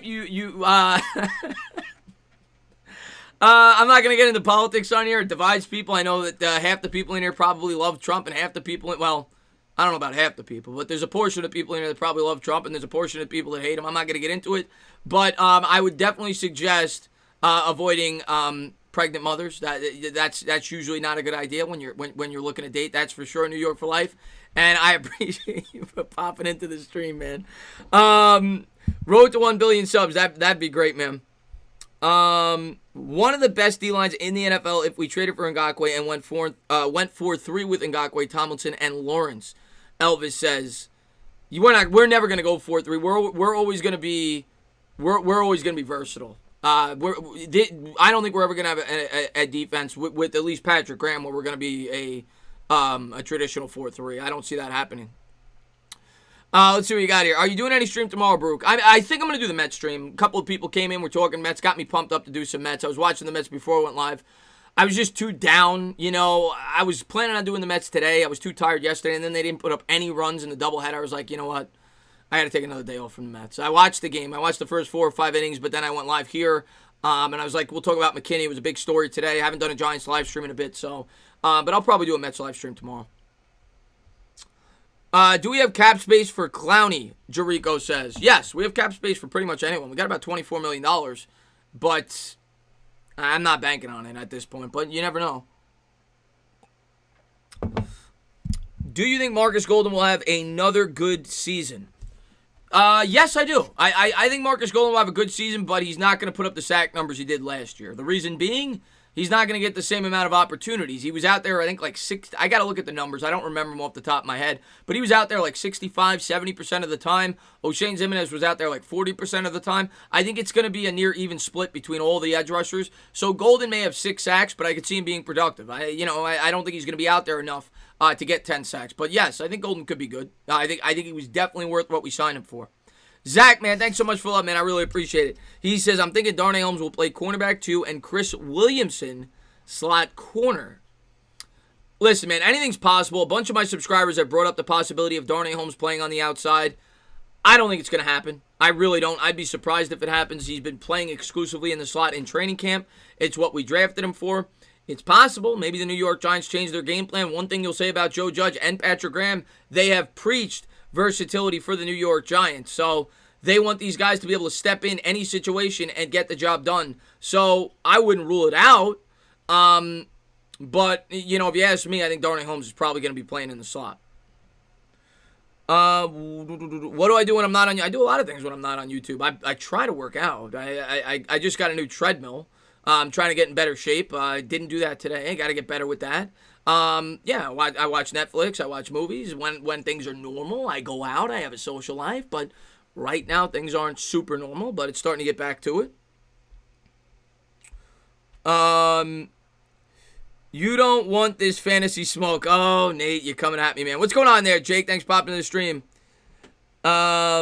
People overreacted to McKinney's injury. I get he's a big piece. We were excited to see, but he's not going to the full year. And listen, Jake, I agree, but, I also understand. You know, he was the guy that we were all super excited about this year on that defense. He's the guy that everybody wants to see. Everybody wanted to buy his jersey, so I completely understand the overreaction, including myself when I initially heard it. I was flipping out. I was upset. And he's a guy that we want to see mature. I think it's more about the future for me than this year's team. I want to see that guy get as many reps as he can so he's ready to go in 2021. But in terms of this year's team, I agree. I mean, starting out, more than likely, he's going to struggle. He's a rookie. So I don't think it's going to result in that many losses like people are making it out to be. I do think, but it's important that he gets his reps. So, Eric, man, thanks so much for that, man. I really appreciate it, man. Who do you think is going to step up and be our number one wide receiver? We basically have 3 number 2 receivers and Ingram. Eric, it's a good question. I think, hot take, Holmes wins. That is a really hot take, and I love it, but I don't expect it. But I love your optimism. I do think he. Well, now I definitely think with Mckinney hurt, he's going to be our best defensive rookie. But even when McKinney was here, I thought he could have been. Who do I think is going to step and be our number one? Our wide receivers are tough to judge because, like you said, going in, I think our group as a whole is pretty average. A lot of people have talked about how it's a huge problem. I don't see that. I think as a whole, the group is pretty average because, like you said, we've got professional receivers. Let me get a swig of water. I think we've got a bunch of 2s. I don't think we have an elite receiver. We don't have an Odell Beckham. We just don't. But I think we have an adequate receiving core, especially when you factor in Evan Ingram. Out of those guys, who's got the best potential to be the one? I think it's Slayton, but I think it'll be matchup dependent. I think there'll be certain teams where maybe you could exploit the slot more and certain teams where you could hit him over the top. But, yeah, I think it'll be inconsistent. I don't think one guy is going to be the definitive number 1 target week in and week out because, like you said, they're all kind of number 2s. I do think Tate's underrated. I've said that a bunch of times this offseason. I think a lot of Giants fans are overlooking Golden Tate. The reason being he's not a part of the future. Darius Slayton is. Golden Tate's not going to be here long term, so I think a lot of Giants fans aren't overly excited about Golden Tate. But Golden Tate is a productive receiver. He was productive last year. I still think he's a good receiver. And Shepard's good when he's healthy. I don't think we have a 1, though. I would say Slayton has the most upside. And yes, Ingram could definitely be our best receiver if you include him in the discussion. Jake coming in laying down the law. I don't know what Jake said. Oh, any political talk is getting hidden. Yes, no political talking. This isn't a political channel. No. I try to steer clear of that on my Discord. Definitely on my YouTube channel. I don't want this to become a political discussion. Keep it over here. You want to do that? You could go into one of those political channels. There's plenty of them. What the hell is a swig? A swig? A swig is this, Mike. A little swig. A little swig. I took a little swig. The Jets have explicitly said that Bell won't get a lot of work. Nate's killing me with the Le'Veon Bell hate, man. He is absolutely killing me with the Le'Veon Bell hate. Le'Veon Bell's gonna have a good year this year. I'm telling you, I'm drafting him in fantasy. I think he's being overlooked. Should we bring AB out of retirement? No. I don't even know why I thought about that. People ask me that all the time. No. AB belongs in a straitjacket. I say it every time somebody asks me about him. Keep him away from New York. Joe Judge is going to keep him away from New York. He will not be a New York Giant. We're trying to clean up the culture. He's the last guy that I would ever bring in here. The guy's a lunatic. The guy is an absolute lunatic. He's not going to be a New York Giant. BK, does a bear shit in the woods, BK? Yes. Sabrina says, I am here, but also listening to the Bruins get wrecked tonight. Well, sorry to hear that, Sabrina. Thank you for being here. Thank you for being a tremendous supporter of the channel. Always in all my streams. Always show support. Huge Giants fan. We don't agree on the other teams, but huge Giants fan. Always support me. Daily reminder, Steelers going 10-6. What's up? What's going on there, Roro Gogo? Thanks for popping in the stream. I'm doing good, man. Talking Giants football, hanging out with the best supporters on YouTube tonight, man. Talking Giants, having some fun, talking fantasy football, talking about swigs as we get ready for the regular season. And I'm going to be live the 29th. That'll probably be the next day I'm live talking Giants. Because I know Bad Dog's kind of wrapped up with the basketball playoffs right now, but if they start playing them all. But I'll probably be live to do that scrimmage on the 29th. That'll probably be the next time I do Giants. Kid Blue in the stream. What is going on there, KB? Thanks for popping in. If you guys haven't done so, go on over there and check out Kid Blue. Great YouTube channel. Glad that he's in here, man. Thanks for popping in, my man. Slayton or Shep? I'm going with Slayton. He's got more upside. But if it's in a PPR league, I might lean Shep. But I think I'd still go Slayton because of the upside. How do you feel about Ryan Conley returning? I don't know if Ryan Conley's going to start, man. I really don't. The guy hasn't played much in camp. He's been sitting out. He's still coming back from that injury. I don't think he's going to be the opening day starter. He may start, by week 4, week 5. He's got to prove himself. The guy only has 4 starts under his belt. I don't know if he's going to start. Definitely not. I'm at least 50-50 that he will not start to open up the year. That's why I made the video on Devontae Downs. I think it's a realistic possibility that Downs could be our starting middle linebacker at the beginning of the year. Eric, man, thanks for the love, man. I really appreciate it, my man. He says, have you heard anything on Matt Parrott? I was excited for him, but have heard anything on him since the start of camp. Well, yeah. I actually posted something on Twitter today, something that Mark Colombo said about him. I don't have the exact quote in front of me. He did curse in the quote. But at the end of it, he said he's a blanking football player. He was really excited about him. He talked about his upside. Yeah, and I've seen some highlights of Parrott throwing people around like ragdolls. Don't expect Parrott to start. I think Cam Fleming's going to start, but Parrott is a guy I think a lot of Giants fans are excited about, and I think it's a guy that a lot of Giants fans should be excited about.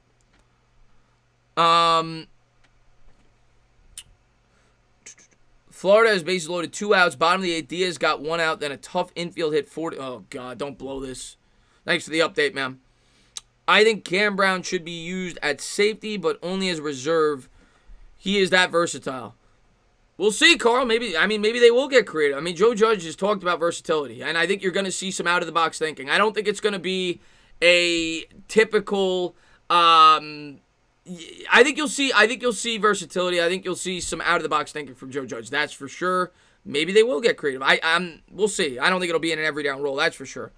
I think we're going to have a first-rating season if we're looking at former XFL players for starting positions. I hope you're wrong, but I completely understand where you're coming from. And I don't know if Askew Henry's going to start, but he's at least in the conversation at this point.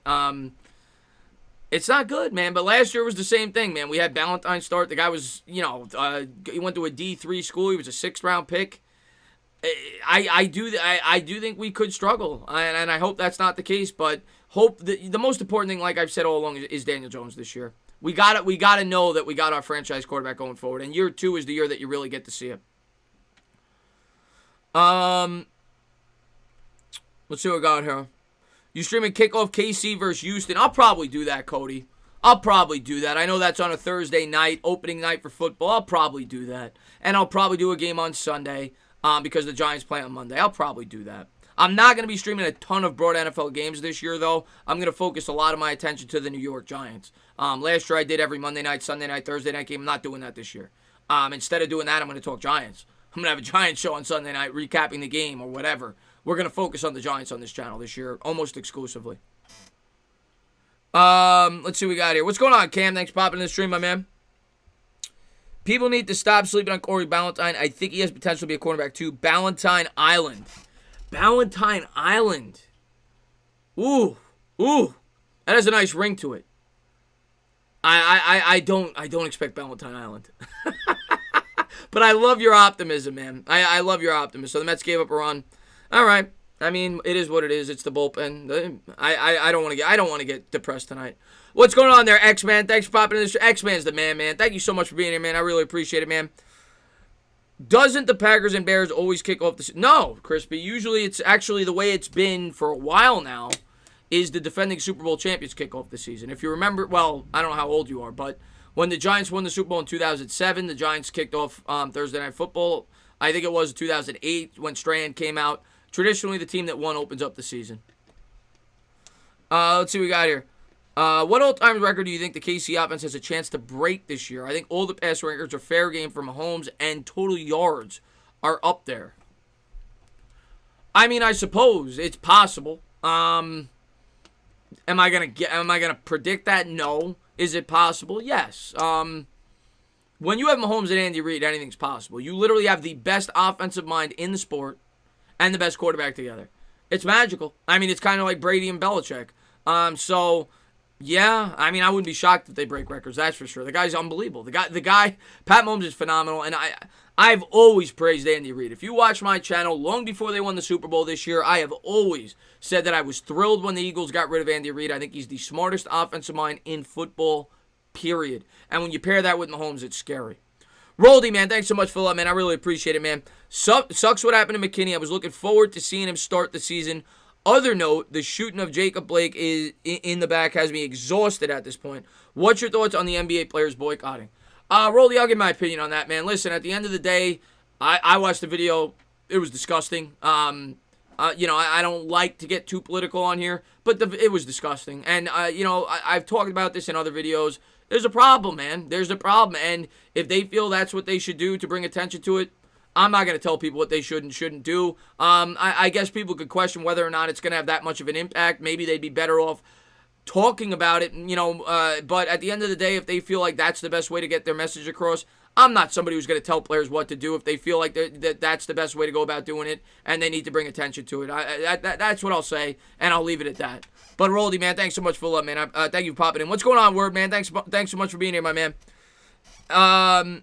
With McKinney's injury, does that increase some of the rookies' roles, maybe moving around different positions like Holmes or Brown, or maybe even some vets moving around the field? Does that increase some of the... Yes, I think it could, Jake. Yes. Yes, 100%. I think that somebody's going to get an opportunity. That it's just common sense unless we bring somebody in that's either a rookie or a guy like Devontae Downs. Somebody's going to get an expanded role because of this. So, yeah, and maybe one of those rookies does get to play a lot more and show their stuff. Yes, I do think that. 100%. And, yeah, Rolly, you got it, man. Thanks for being here, buddy. Yeah, Rolly, I don't like to get too confrontational on here, but, yeah, I mean, I understand the frustration. I'll say that. I completely understand the frustration. People have a right to be upset. Hot take number 2, DJ only throws 5 picks and no fumbles. Cody Collins, that is the biggest hot take in the history of sports. That's the biggest hot take in the history of sports. No fumbles the entire year? I want what you're smoking. If he does that, I will be ready to anoint Daniel Jones the chosen one, as Fist Vegas likes to say. If he only throws 5 picks and doesn't fumble the ball all year, I will anoint him the chosen one. Don't bank on that. Fumbled 18 times last year in 12 starts. But if he can cut it down to 6, I'll be ecstatic. How long am I streaming for? Probably to 11, man. Probably to 11. Mets are blowing it. What else is new? I don't have the box down here. Otherwise, I'd be watching it. But what else is new? Hey, Chris, thinking of starting a podcast. What advice can you give me, John says. I'll give you the same advice I give everybody when they ask me, they're starting a channel, what advice can you give me? The first thing I'll say is when I first started YouTube, I wasn't comfortable behind the camera. Well, I think I kind of was. I think it's why I started YouTube in the first place. I thought I had pretty good, personality behind the camera. But I wasn't myself. I was trying to make people laugh. The most important thing on YouTube is be yourself. People can tell when you're not yourself. So that's the first thing I'll say. Be yourself. Do something that you love talking about. Be consistent. And do your research. You do all those things. You put work into it, you'll eventually get recognized. That's the best advice I could give somebody. Don't stab people in the back. You'll go on YouTube channels. You'll see channels bashing other YouTubers to try to gain credibility. Don't do that. Try to build people up. Try to build your community up because as the community grows, in turn, you're going to grow. That's always been my mentality since I've been on YouTube. So that's the best advice I could give you. What's going on there, Word? Thanks for popping in the stream, man. Just call me Hot Take Cody. I'm completely convinced that Mark Colombo is the guy to fix this. I love Mark Colombo. I love a lot of the things that he said. Everybody talks about Joe Judge. Grant Delpit, the other top safety. I heard that. Crazy, man. Crazy about Grant Delpit. I did hear that today as well, man. But every time that I hear about Mark Colombo, everybody talks about Joe Judge making them want to run through a wall. Mark Colombo makes me want to run through a wall. And I think he's going to want to make the offensive lineman on the New York Giants want to run through a wall, man. So, I love Mark Colombo, man. You got it, John, man. Absolutely hell no. We're not getting Earl Thomas. Question about Lemieux. When do you think he starts and what position on the line? I don't think Lemieux's going to start this year, Jake. I don't. And I think if all goes according to plan and Gates is the answer at the center, he's not playing for this team for quite some time unless we have injuries. If we have injuries, he'll get an opportunity. He's not playing this year. Our 2 strongest offensive linemen outside of Andrew Thomas, we all hope, is the guards. And that's where I think he'll play. Unless, I guess, Gates does a horrible job. Maybe Lemieux gets an opportunity. But if Gates does good, I don't see Lemieux playing this year if everybody stays healthy.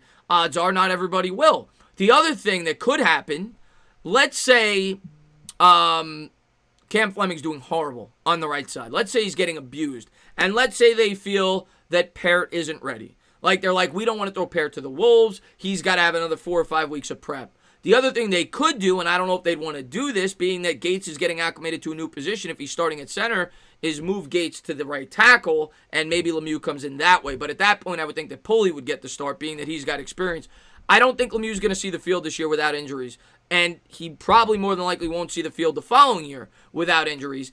The following year after that, he could step in and fill in for Zeitler, but I think Zeitler will be here for 2 more years. What's going on there, Big Oso, man? Thanks for popping in the stream. Big Oso's awesome, man. Thanks for popping in, buddy. Gates needs to step up. Yeah, Gates is a huge part of the future for the Giants, and if he could get the job done on the offensive line, at the center spot, it would go a long way. Because right now, we've talked about it going into the season. That's one of our biggest needs going into next year's draft. If Gates could get the job done, that would be one of the best things that could happen to this football team this year. You get more sustainability on the offensive line. They build some camaraderie, some chemistry going forward. Nick Gates is another very important player to the future of this football team if he could develop into a good center this year. So that's another guy you definitely want to keep an eye on going into the season. Hot take, Cody strikes again. What's up, Jake Thomas, man? Cody's awesome. He's got me laughing. I low-key think Martinez will be our best defensive player this year. Hot take, Cody, back on it. I low-key think you're wrong. But I low-key hope you're right. But I low-key think you're wrong. I do think Martinez is being a little underrated by some people. I think he got overhated. But I'm not going to go as far to say that I think he's going to be a great linebacker. I do like Martinez. I think he'll bring some veteran leadership. He's smart. From everything that you hear, he's kind of good at being the quarterback of the defense, but don't expect him to be great in coverage. He's a liability there. I do like him, though. I don't love him. I like him. Ronnie Barnes needs to go. Too many injuries on the Giants. Elvis, let's be fair to Ronnie Barnes. Every team deals with injuries. It's just that the Giants haven't had the depth to overcome it. Every team deals with injuries in football. And yeah, if you guys haven't done so, please hit that like, subscribe, ring the bell. What's going on, Alphabet? He says, are we not going to do those 3 safety sets? I think we still will, Alphabet. I think they're still going to do whatever they want to do. Maybe now it'll be Askew Henry out there, Love. Maybe they'll bring somebody else in. This defense is going to have so many different looks. They're still going to bring Peppers up in the box. They're still going to rush off the edge with corners and safeties. They're going to have a lot of looks where they have 5 and 6 DBs out there. I don't think that changes anything. I think they still have the same defensive philosophy. It's just that Mckinney was going to be a big part of that. Karan, man, thanks so much for love, man. I really appreciate it. Projected Giants secondary. Well, like I said, there's going to be different packages. But the base secondary, I do think Darnay Holmes is going to win that slot corner job. I really do. I think Darnay Holmes is going to be the starting slot corner. On the outside, obviously Bradbury and obviously Peppers. Those are givens. Love is going to start somewhere. Whether it's at the safety or whether it's at the corner is yet to be determined. And we still have to wait to see if we bring somebody else in. But currently on this roster, I think those 4 are givens. We just don't know where Love's going to play. And then I would guess Ballantyne, if you ask me right now, would be the corner, and they probably play Love at the safety. If they play Love at the corner, well, then the safety could be a number of guys. Askew Henry's been brought up. There's a number of guys it could be. We'll see. But yeah, those are the names that I'm looking at right now. I'd like to bring in another veteran player, though. Logan Ryan would be perfect because the guy could play all over the field. It's just a matter of if he's willing to come here for 1 year. Prince, man, thanks so much for love, man. I really appreciate it, man. What's going on there, Zach? Thanks for popping in, my man. Prince says, think McKinney will return from full strength. I do. It's not going to be at the start of the season, but I think, yes. I think he'll be here. I'm hoping by week 7, but realistically, Prince, I think we got to go in with the mindset of we don't want to rush this kid back. We want him to progress. We don't want him to re-aggravate that injury and then it to be lingering effects. If it was me, unless he is 1,000%, I don't want the Giants to do with what they did Saquon Barkley last year. That was moronic. You want to get on Ronnie Barnes, there you go. And that's not just Ronnie Barnes' decision. That's the coaching staff as well. But last year, rushing Saquon Barkley back in a season that we weren't going anywhere was ridiculous. Thankfully, it didn't have any lingering results. I don't want to do that with Xavier McKinney. He's a bright part of our future. He's a guy that we think is going to be here when we get good. So he better be 1,000% when he comes back. And if it was me, I'm waiting until after the bye. I get him his experience the last 6 games of the year. I'm not rushing him back. I'm not going to risk his health. But hopefully he's back sooner than that. If he's 1,000%, great. If he's not, I ain't rushing him back. Yeah, you got to approach it like we no longer have him, at least to start the year. That's for sure. Slayton will have 15 touchdowns this year. Cody Collins coming with the hot takes. When you get to 27K, can you do a house tour? Probably not, Crispy. Probably not. I show you guys enough. I've shown you guys my backyard. That's about as best you'll see, and the green screen. I don't think I'll ever do a house tour. I don't think so. One thing that people have suggested that I do, that I may do in the future, I don't know, maybe in the offseason, people have asked me to do a video demonstrating what I do before I film a video. It's not that extravagant. I don't really do that much editing. I use the phone now because I found that the phone is better quality than the camera, and it doesn't lag as much. But maybe one day I'll do that. I'll show you guys my setup with the lighting and everything else, but I don't think I'll ever do like a house tour.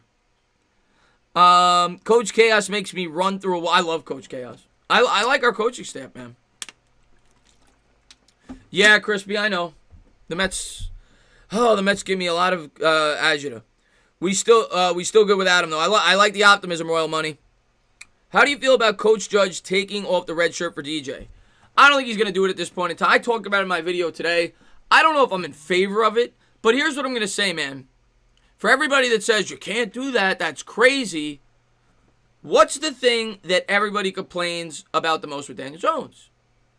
It's fumbling, right? Why does he fumble? Well, pocket awareness. You can't, when you got a red jersey on as a quarterback, you know you're not getting touched. So you're not really working on in practice what Daniel Jones needs to work on more so than anything else. And that's pocket awareness. And that's, the fear of getting hit, things like that. There's no preseason games. So you can't really simulate. He's not going to get used to getting hit. So while it is putting your quarterback in harm's way, I agree with that. And maybe you have to talk to the defense. I'm not completely against the approach. I think he needs to get used to getting hit. As a matter of fact, like I said in the video, you can make an argument that you have a higher probability of getting hurt if you're not used to taking those hits like you do in preseason normally. So I'm not completely against it, but I don't think it's going to happen. I especially after today, I don't think it's going to happen.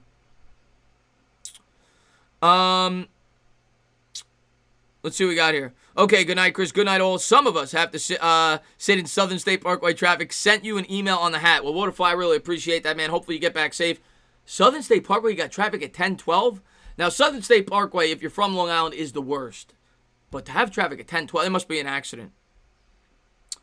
Entertainer, are you excited for the Justice League Snyder Cut?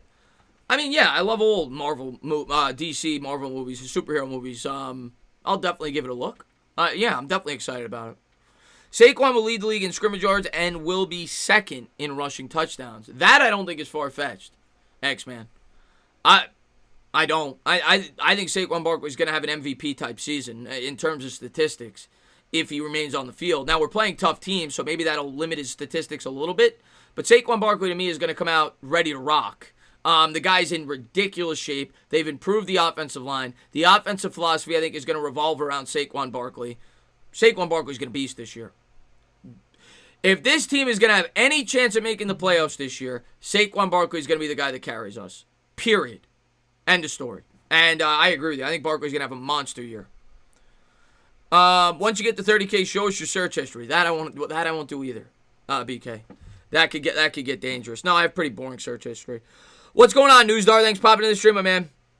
Yeah, Simon, I heard it's 4-4. I heard it's 4-4.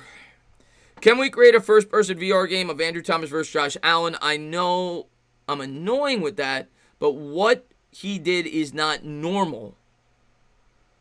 You're talking about the highlights of him against Josh Allen in college? Yeah, I mean, he made him his bitch. He also did the same thing against what's his face? The guy that went to LSU. Why am I forgetting his name? I've been so removed from the draft. The edge rusher from LSU that I really liked. He made him look like nothing also.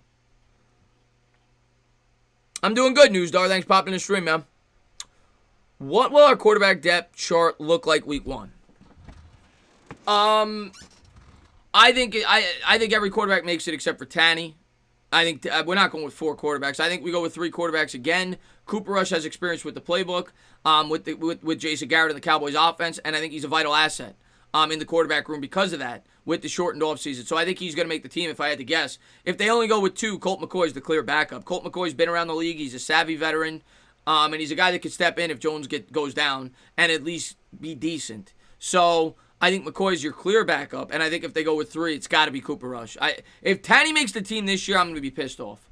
If Tanny makes the team this year, I am convinced that he is sleeping with Mara's daughter. Like, I'm convinced that there's a relationship there. Like, Tanny cannot make the team this year. There is no reason for it.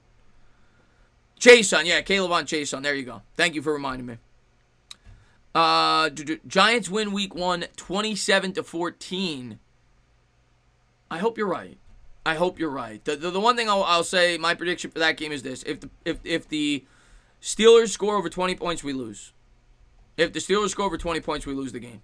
We have to win a low-scoring game there. Let's see what we got here. I forgot what I said that's making everybody laugh right now, but I must have said something. What's my thoughts on? Yeah, but Barkley will have to have 10 touches or better in the passing game. I don't know about 10 touches every game in the passing game. I think he's got to catch at least 5 or 6 balls. I think he's got to be involved in the passing game for sure. He's too good. He's too good of a big play threat not to be. I'd like to see him involved. Get him out in open space. That's for damn sure. Oh, that's what I said. Alex Tanney. Yeah, Alex Tanney's got to be sleeping with Mara's daughter at this point. If he makes the team, he's sleeping with Mara's daughter. Hey, Chris, just in after hanging with Pest and OG. I forgot they had a stream tonight. Yeah, otherwise I probably wouldn't have streamed, but there was a big story that came out, and I don't like to stream when other Giants guys are streaming, but I didn't even realize it. But thanks for popping in, Jay, man. I appreciate you for being here, man. You said, yeah, I think he slept with him. What are your thoughts on the NBA playoffs? I talked about that already. And I'm not going to get political. I already talked about it, but long story, quick synopsis. I'm not going to speak out against it. The players do what they think they should do. That's all. That's what I'll say about it. Bad Dog puts the K word on his steak. Well, that's disgusting. Nobody should ever put the K word on their steak. That's a waste of a steak. That's just silly. Alex Tenney is Jones's friend. Yeah, okay. Get a new friend. Okay? I love you, Daniel Jones. Get a new friend. Alex Tanney's not the right guy. Become good friends with Colt McCoy. Become good friends with somebody else on this team, with Saquon Barkley. We can't carry 4 quarterbacks, and he's the guy that should be off the team. Why is everyone getting hurt? And it's a contact sport, man. It's what happens. It's a contact sport, man, and it happens every training camp, man. So it's kind of expected. Okay. Let's talk about that real quick. Cause now this is pissing me off. How do you put ketchup on a steak? How do you do that? I get it put on a hamburger. How do you put it on steak? How does that make it? You can't do that. Jake, take that back, man. Tell me you don't do that. Plot twist, Alex Tanney is sleeping with John Mara. Maybe he is. Maybe that's what it is. Jones, I know he did. I know Jones had Thanksgiving dinner with the family. Ramos just hit a single and brought Hamilton home. All right, good. What is it? It's got to be the bottom of the 8th, so hopefully they close it out, Simon. Maris should go down and knock everyone the blank out. Yeah, we got to get Tanny off this team, man. You're right, but our defense can't afford to lose anyone. No, you're right. That's unfortunately we don't have a very deep team or defense in general. You only put A1 on steak, A1 steak sauce is acceptable. You can't put Heinz on steak. That's disgusting, man. If the steak is dry, you put steak sauce on it. Bro, don't let me catch anyone putting, you can't do it, Adam. That's gross, man. You can't do that. What's next? You guys gonna be putting mustard on steak? What is this about? By the way, if you're not from the New York area, I was shocked to learn this when I was like 20 years old. If you're not from New York, everybody puts mustard on their hamburgers. Here, it's ketchup. Anywhere else, it's mustard. I don't think it's horrible on hamburger. I still go with the K word. New Yorkers are weird, man. We're weird. Let's see what we got here. How would you rank the Giants' offensive line this season? Kevin, I think the Giants' offensive line is still in the 18 to 20 range. I still think we have a lot of question marks. We don't know what Gates is going to be at center. We haven't seen him play yet. We don't know what Cam Fleming is going to be on the right side. We still have a rookie left tackle who's going to go through some growing pains. I still think we'll be around 18 to 20 at least to enter the year. What I would like to see by year's end, we could confidently say we have an average offensive line to slightly above average offensive line going into the 2021 season. And then they mature and they get better. And then hopefully going into 2021, we have a top 10 offensive line. But going in, I still think we're in like the 18 to 20 range. There's too many question marks on the offensive line right now. Say ketchup. There you go, ketchup. I live in the South and no one puts mustard on burgers. Maybe it's a Jersey thing then, Jake, because I've seen it in Jersey. They do it at McDonald's. They put it on burgers in Jersey. I'm telling you. Sinatra or Martin? I mean, I like both, but I go Sinatra. You got to go Sinatra there, man. Hey, Chris, why do you say... I don't know, BK. It's just the way I say it, man. I guess I got to work on that.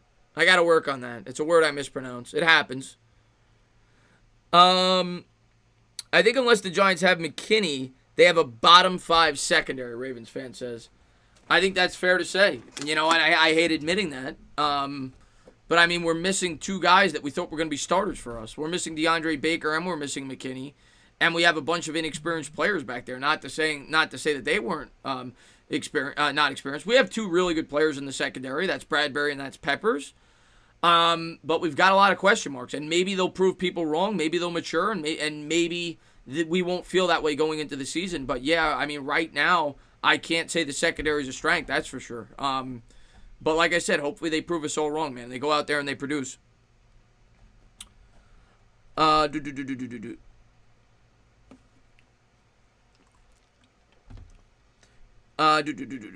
can't put it on steak, man. You can't put it on steak. That's disgusting. Chris, I'm just messing with you, by the way. I know, Simon. Daniel Jones, 2020, 28 passing touchdowns, 4 rushing touchdowns, 4,500 yards.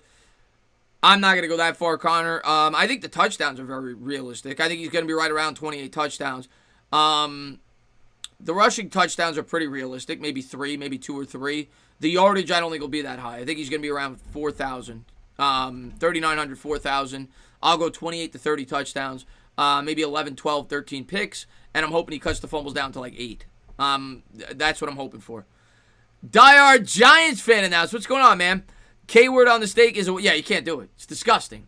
What's going on there, Clipperson Joseph, man? Everyone, catch up, New Yorkers. Catch him. Tanny for MVP. The only MVP that Alex Tanny is going to win this year is going to be in the Mara's bedroom. Because like I said, he is sleeping with somebody in that family. He is the MVP to somebody in that family in the bedroom. That's the only reason why he's still on this team if he makes the team this year. He's not going to be the MVP of the New York Giants, that's for sure. He must be good in bed. You know, that's all I can say. If he makes this team, I think we could all conclude that Alex Tanny has got some good moves in the bedroom. I just hope Ingram, Jones, and Barkley are healthy throughout the season. They will all excel tremendously. I agree with Ingram wholeheartedly, and Barkley. I agree wholeheartedly. I think Ingram fits this scheme perfectly. And you keep hearing good write-ups about him. You see what Joe Judge is saying about him. I'm super excited for Evan Ingram this year. I'm beyond excited for Evan Ingram this year. Crowder should give the Mr. Irrelevant title to Danny. Yeah, that would be more fitting. Get Tanny. I'm sick of Tanny. Man. Let's see what we got here. 4,500. Yeah, I don't think King Rez. I don't see him getting 4,500 yards. I don't want him to get 4,500 yards. If he throws for 4,500 yards, it means we're not running the ball enough. I want to run the ball more this year. Sucks to hear about McKinney. A huge. Yeah. Dyer, it sucks, man. Tough day, man. But we got to move on. We got to hope that these guys step up, man. We can't linger. Football's a game of injuries, man. It's the next man up. That's all I can say, man. It's the next man up, my man. We'll get him and keep his job. That all depends on how the team performs this year. I'll answer that question at the end of the season. I hope he does. You know, I know a lot of people hate him. I hope he does. I want sustainability. I think he's drafted well. I want to see him at least see the rebuild through. That's my personal opinion on it. I hope he does. Can we talk Barkley in the passing game? Sure. I mean, yeah. I mean, I want to see Barkley used more in the passing game. It was a problem last year. There was several articles written about it that Daniel Jones and Saquon Barkley didn't have good chemistry in the passing game. It'll be interesting to see how he's utilized in this offense in terms of, in the passing game. But yes, I want to see Barkley get out, more in space. He's a big player running back. The more opportunities you get him in the passing game, the better, in my opinion. And he's not a guy that you want to run between the tackles 25, 30 times a game. He's a guy that you want to see spring big plays. So yes, I'd like to see him get 75, 80 catches this year. I don't know if he's going to get 92 because Eli Manning checked it down a ton that year. But yeah, he's got to be heavily involved in the passing game. He might be our best receiver. 100%. Do I think he's going to have 1,000 yards? No. I think he'll probably be about 650, 700 yards receiving. But he's got to be involved heavily in both aspects. He's a big play running back. I love Caden Smith. Love him. And he's going to play a lot. The Giants are going to have a lot of 2 tight end sets. I love him. I made a homemade chicken taquitos this weekend with a fresh pico and a homemade cilantro lime cream of dizzle. So good. Cream of drizzle. Sounds good, Elvis. You should have made some for the rest of the chat, man.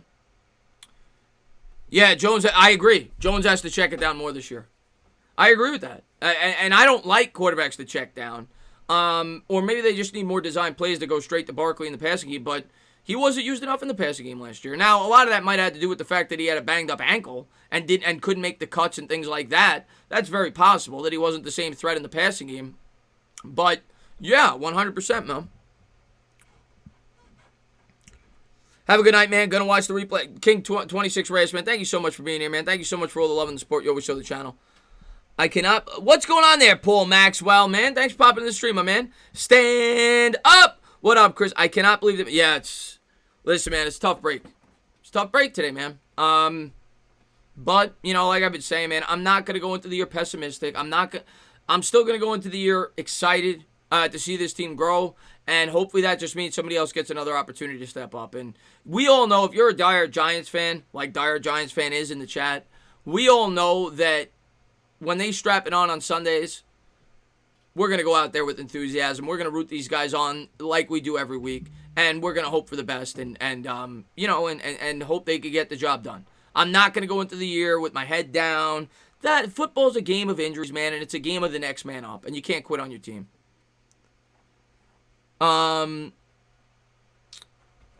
X-Men. I agree. They swing passes, screens, and angle routes. I agree.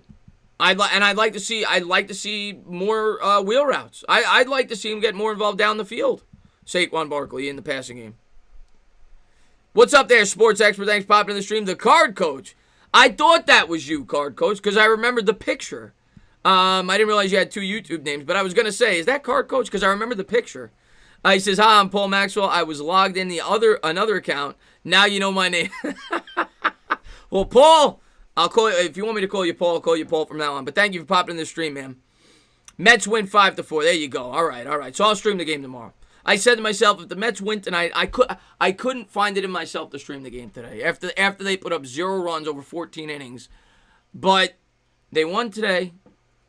I'll stream the game tomorrow. It's a big game tomorrow. We got to get to 14 and 16 before we take on the Yankees, and I'm definitely streaming the first Yankee doubleheader. So there you go. But there's a nice win. They are talking about how strong his arm is now. Don't expect a lot of checkdowns. No, I don't expect a lot of checkdowns, but I think Daniel Jones needs to be smarter with the football at times. Don't try to fit it into tight windows. When you have a weapon like Saquon Barkley, you got to use him. And if they've got tight coverage and Barkley's open in the flat, give him an opportunity. That's all I'm saying. I don't want to take away Daniel Jones' aggression. I like the aggression. It's one of the things I loved about Eli Manning. Eli Manning was always willing to take shots. I like that in a quarterback. I don't mind if you throw some interceptions, because when you play that way, you're going to win football games as well. I don't want him to be a game manager, but I want him to be a little smarter with the football. And you expect that to happen with a rookie. You're going to take some shots, and you're going to make some mistakes.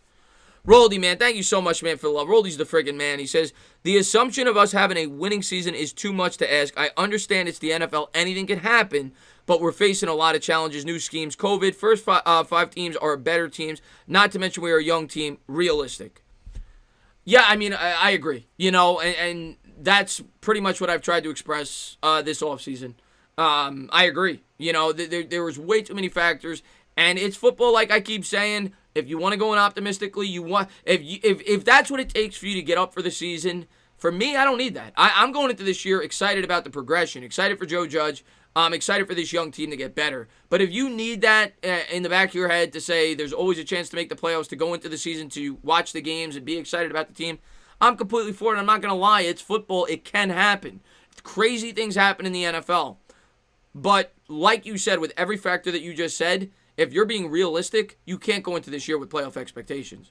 I agree, and I've tried to be realistic. I've tried not to lie to you guys. I always try to give you guys my honest opinion. Sometimes I'm going to come across a little biased. I'll be the first to say it. I'm a Giants fan, okay? Yeah, I try to analyze my team objectively, but I'm a Giants fan, okay? So when you come to my channel, you know you're going to be getting a biased perspective, but I try to make it as unbiased as I possibly can.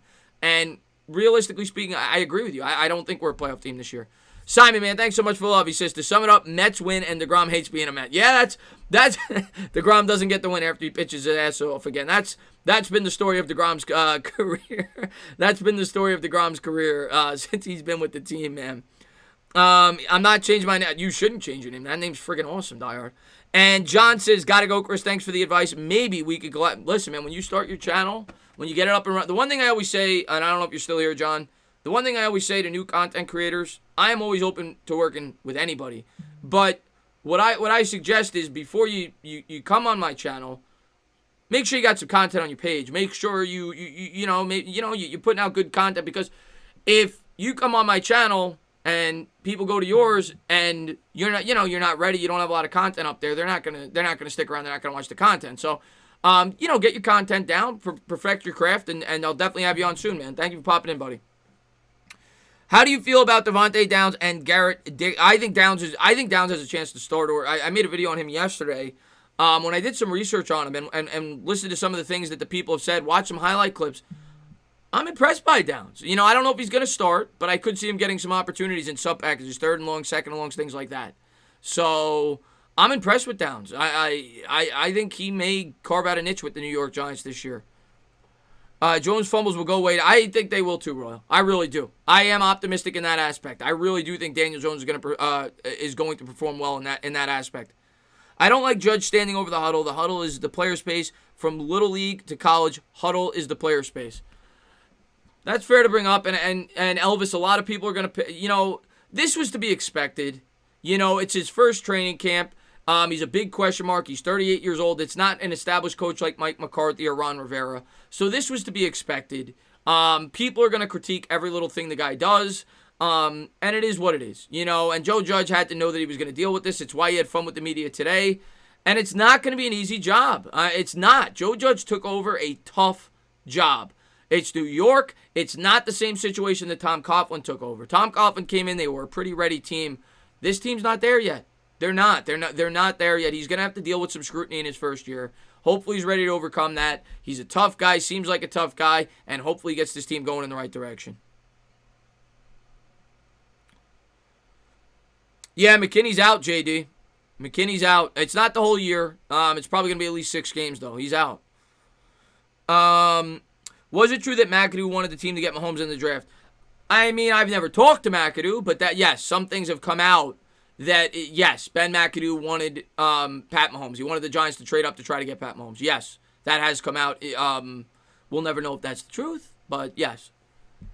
And hit that like button. I appreciate that, Elvis, man. We'll be live till 11. Then we're going to close it out. But again, man, I never say it enough, man. I want to say thank you to each and every one of you guys. You guys have been unbelievable for me and my channel. I can never say it enough, man.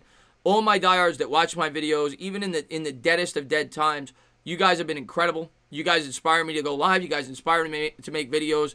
I can never say thank you enough. So thank you to everybody for being here. Thank you to everybody that always supports my channel. Help my channel get to the point where it's been and hopefully continues to grow. I can't say thank you enough to all you guys. So thank you guys for being here.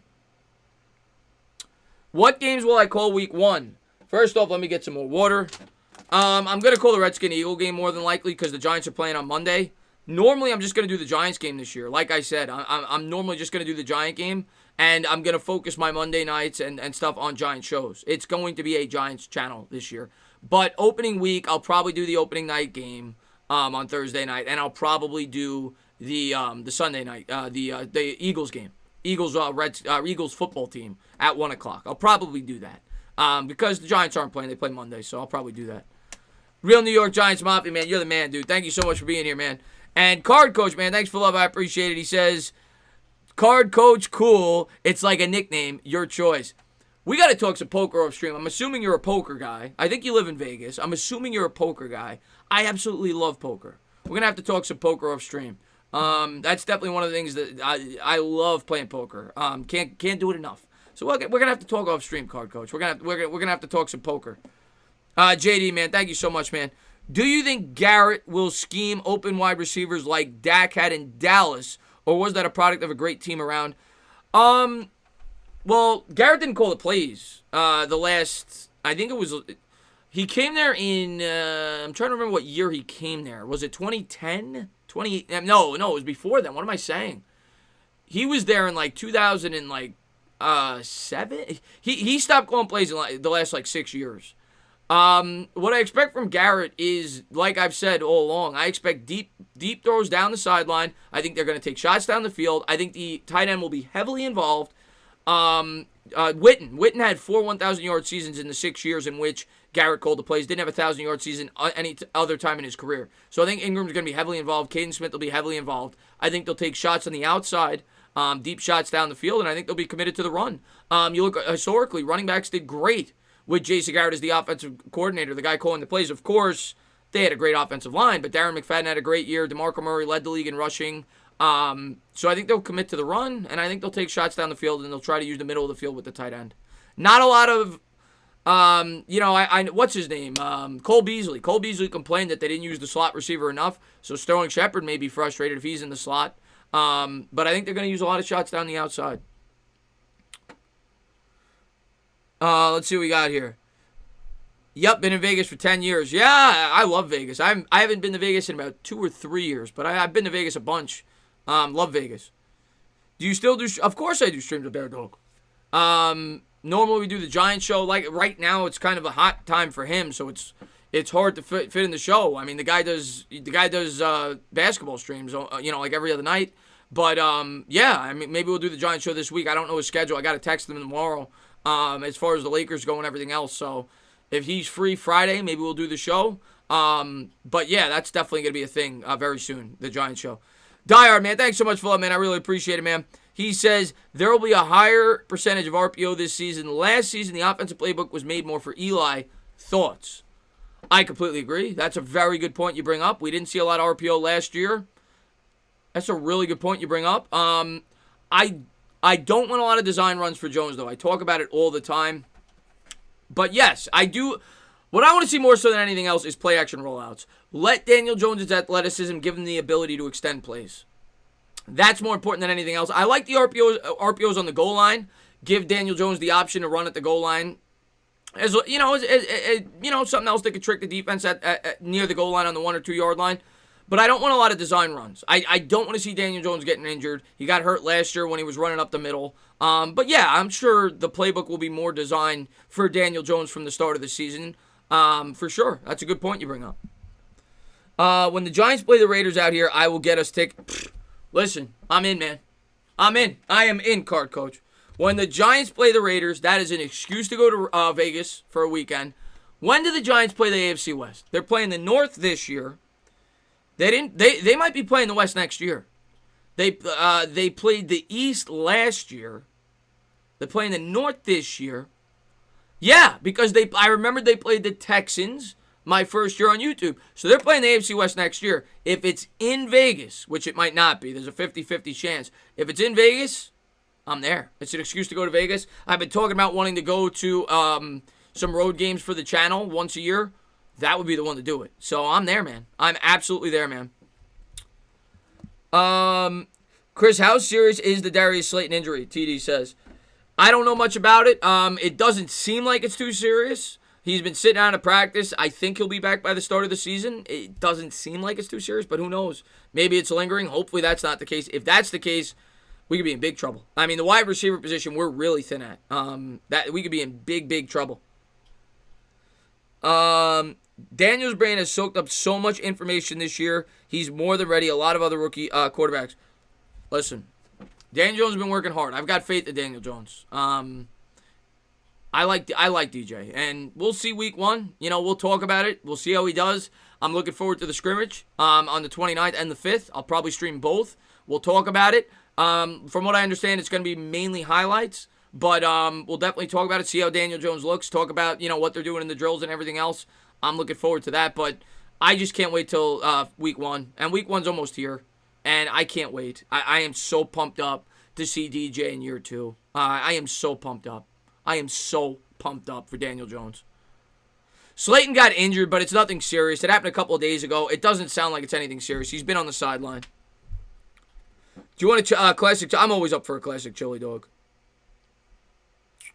Do I reckon that Coleman could be on the field a lot this season, TD? Reckon. Do I reckon? If there's injuries, yes. If there's not, no. I think he'll be heavily involved in the special teams potentially. Him or Leak will be the kick returner.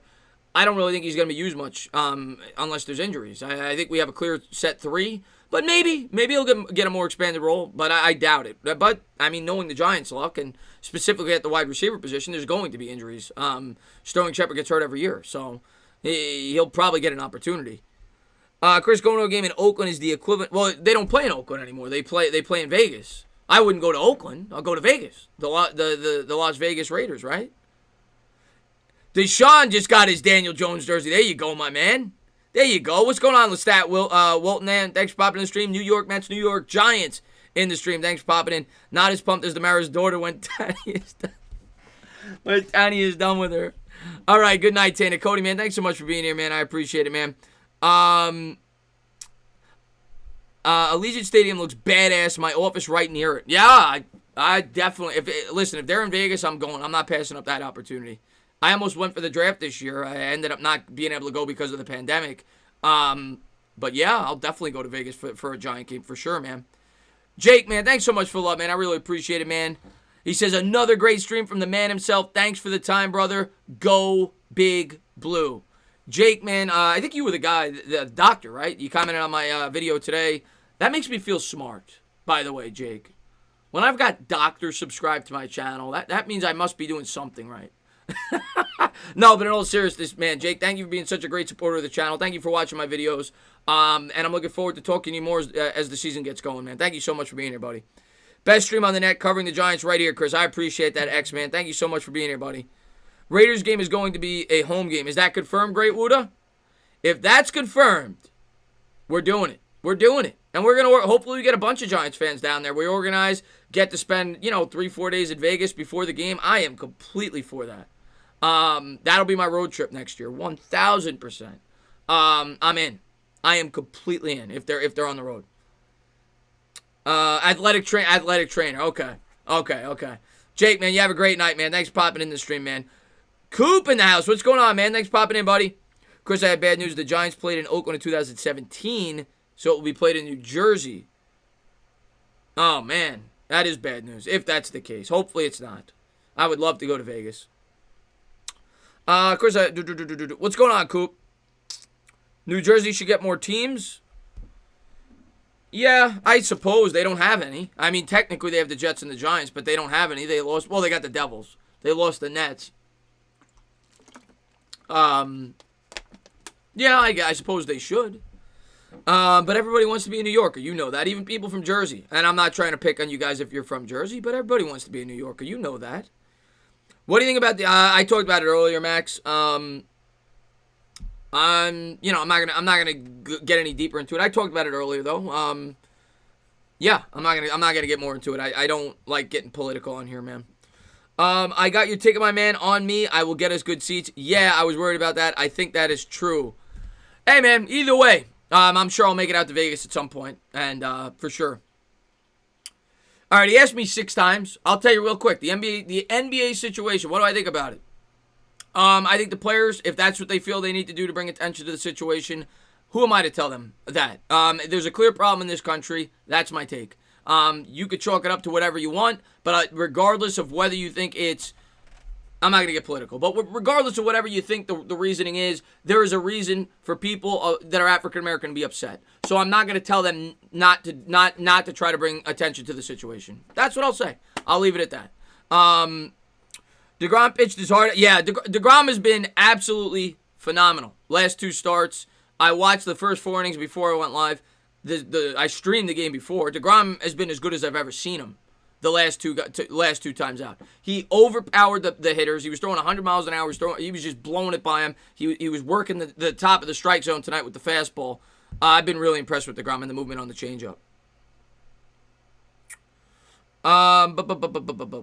Anyone know I need the Giants back in Miami? That I'm not sure, man.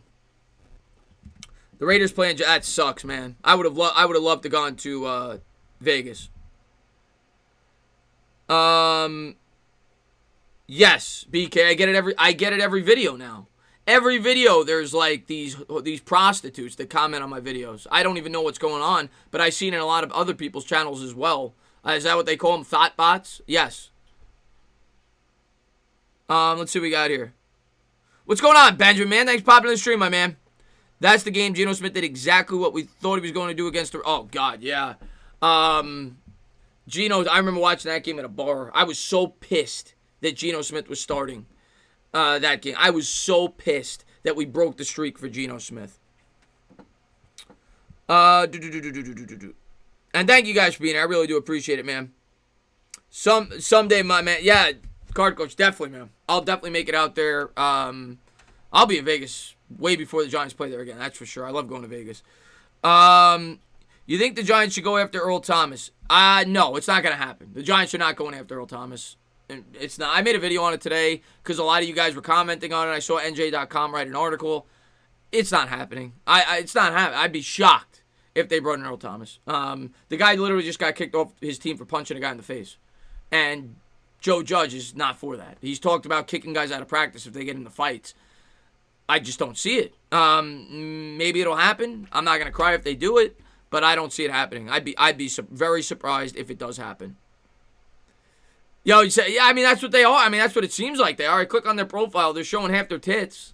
I mean, it seems like they're like YouTube prostitutes that go around trying to get attention on their pages. What's going on there, Killian Farrell, man? Thanks for popping in the stream, man. What are the Giants' major needs to become contenders again? Oh, Kevin, 53 players. No, I'm kidding. Major needs, the offensive line needs to get a lot better. You know, and that'll only come with experience. That's the biggest thing. And then the defense needs to dramatically improve. I don't think we're as far away as some people may think. I think maybe 2 more pieces and just these younger players maturing. But I think we definitely need another edge, and we need a linebacker. We need athleticism throughout this roster. I would say 2 impact players on the defense, maybe 1 in free agency, 1 in the draft next year.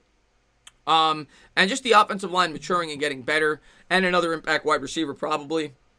Those are some of the pieces. But the most important thing is these younger players have to mature, and Daniel Jones is the biggest key. He's got to get better.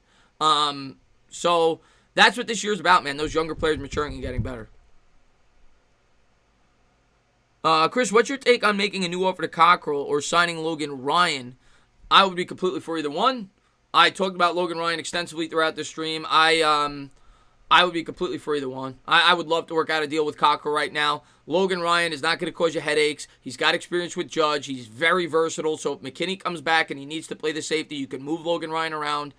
I would be completely for both. I don't know if the Giants are going to do it, but I am completely for both. I hope they give Cockrell an offer, man. Chris, who's our 3rd and 4th inside linebacker after Conley and Martinez? I don't know if Conley's going to be the starter. I really don't. The guy hasn't practiced. But if he's the starter, I think Tate Crowder, from some of the write-ups you've heard. And the guy I did a video on yesterday. I don't know why the names escaped me. But the guy I did a video on. I was talking about him earlier.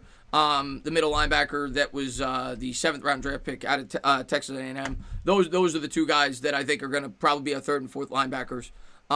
Downs, right? Devontae Downs. I would say Devontae Downs and Crowder, if I had to guess. Benjamin, man, thanks so much for love. I appreciate it, man. He says, I thought this is a sports channel. I come in and all of a sudden I hear prostitutes. Very proud of you. Well, somebody was bringing up the thought bots. the thought bots in my on my videos, and I've seen a lot of sports channels have been getting them. So I was just I feel like they're like prostitutes. I don't know what they are, but stay away from that, kids. But thank you for popping in, Benjamin. I appreciate that, man. Yeah, please like, subscribe, Tim Jim, man. I really appreciate it. Thank you to all you guys, by the way. Like I've been saying, I'm gonna be doing a lot of live Giant streams in season, like a lot, like 4 or 5 nights a week. I'll be live all the time talking Giants. I'll be here to be your therapist. I'll be here to be your cheerleader when we win, and we'll talk about it together. If you're a Giants fan, I mean, I think you should subscribe. Even if you don't like me, you could talk to other Giants fans. What's better than that? So thank you guys for being here. Thank you guys for hanging out, man. Thought bots are on the Giants channel too. They're all over KC Smooth, the thought bots. And it's not just my channel. I've seen them on all these channels. It's like the new thing. Before that, there were like music bots. Like these random music channels would comment on all my videos. Now it's thought bots. I don't know how to pronounce your name, but XER says, assuming the cap is affected this year, do you think Barkley waits to sign until it goes up again?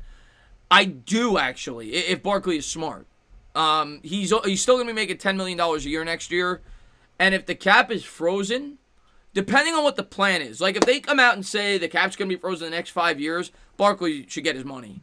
But if the cap is going to go up the following year to what it should have been in 2021 if it wasn't for COVID in 2022, I would play the third year on my contract and then look for the extension. But if you're a running back, you want to get that long-term security as quickly as possible. That's a position that you get run into the ground and you're not worth what you were, 5-6 years into your career that you were 2 or 3 years into your career. So it's something that Barkley definitely has to think about. If the cap goes down, I definitely don't think he looks for an extension. If it's frozen, if I'm Barkley, if he's smart, even though he probably can make an extra $3 or $4 million a year with the cap going up the following year, I think I try to get that extension after this year regardless, even if it's going to be for the same price that McCaffrey got or close to what McCaffrey got, because you want to get that long-term extension right away. Barkley's going to make more than enough money in endorsements. Get your money while you can get it. It's a position that breaks down, and from a Giants fan perspective, I've seen YouTubers talk about that it's stupid to give him the extension.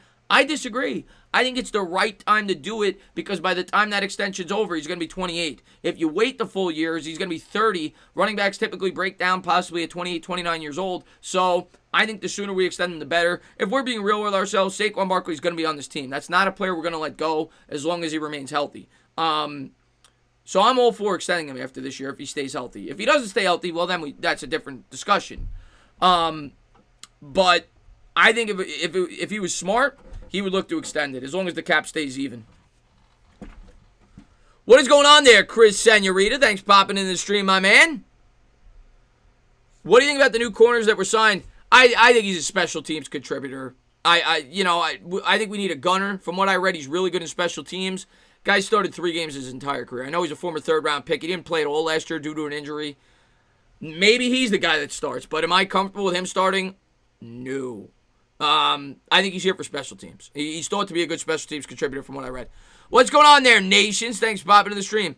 Chris, let's do it. Let's do an XXX live talk show. Oh, God. Ben should start his own YouTube channel. Benjamin Wynn talking strippers. Yeah, that would do well. He'd be well. He'd do really well at that. Thanks, Chris. Second time in the live stream. Answered a couple of my questions early on. When you do the live chats, I definitely want to jump on. Yeah, John, sorry if I missed some of your questions. I always try to answer as many questions as I can.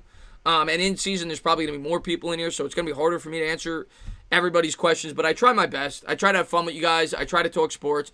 I try to my best to answer as many questions as I can. Never think that I'm ignoring anybody in the chat. I don't do that. And yeah, man, I'm looking forward to having people on the channel. I'm going to try to make it quick. You know, it'll probably be like a 3-hour stream every night before the game. And I'm going to have one designated Giants YouTuber on with me, and we're going to have a roundtable discussion. We're going to bring on people, subscribers from the channel. We'll talk. We'll have like 2 or 3 of you guys on at once. You'd be on for about 15, 20 minutes. We circle. We bring another guy in. I just think it's something different, unique, and original for the channel. So I want to try to get as many people an opportunity to come on and talk about the game, and definitely going to do that. So hopefully I get to see you on that. You didn't draft the running back in the second of the draft. We're signing him. Saquon Barkley's a giant. Saquon Barkley's a giant. What's the likely out? Nations, I'm not a doctor, but from what I read online, the recovery time could be as high as 3 months. I'm hoping he's back midseason, week 7, week 8. If it was up to me, unless he's 1,000,000%, I'm not rushing him back. I'm waiting until after the bye. He'll definitely be back, I would think, after the bye at the latest. So you'll get 6 games of McKinney, I would think. But who knows? Who knows what the recovery time will be. Maybe he'll be back quicker than we think. Maybe he'll be back by week 4 or 5. But I don't want to rush it. I said it earlier. The Giants made a mistake when they rushed Saquon Barkley last year. That was a big mistake. We're lucky he didn't re-aggravate that injury. It made no sense to do that. Take your time. We're not a Super Bowl team this year. McKinney's a big part of the future. You don't want to re-aggravate something. Take your time. Make sure he's good to go. So if it means waiting till after the bye, you wait till after the bye. I have to be thinking about this. Do you think Judge's way of coaching is able to help a player excel? When I say player, I mean a player that we never expected to be good this year. Sonor, that's one thing I've talked about with Judge that I think he could be really good at, is getting the most out of the bottom tier players on the roster. And there's no way of knowing this until the season starts, but this guy has been a special teams coach his entire career. That's the job of a special teams coach. He learned under Bill Belichick. Bill Belichick has been known to do that. Will he be able to do it? I don't know, but yes, I do think that there's at least optimism to think he could do that. And he's a guy that he's definitely a guy that demands a lot from his players. So the players that are willing to put in that work, I think are going to excel. And those are the types of players that Joe Judge wants. So the players that aren't willing to put in the work are going to hate playing for Joe Judge. But I'm going to ask you guys as Giants fans, do you want players on your team that aren't going to put in that work? I don't. I want guys that want to be there and want to put in the work. And that's what Joe Judge wants. So, I do think he's the type of guy. What's going on there, Big Bang? Thanks for popping in the stream. What's going on, BK? I'm sleeping a tool on my desk right now. That's how excited I am, Elvis says. Let's see what we got here. X says, I think I'd rather not play McKinney this year. I agree. I mean, if he's good, I'll play him, but not until he's 1,000% good. I'm not rushing him back.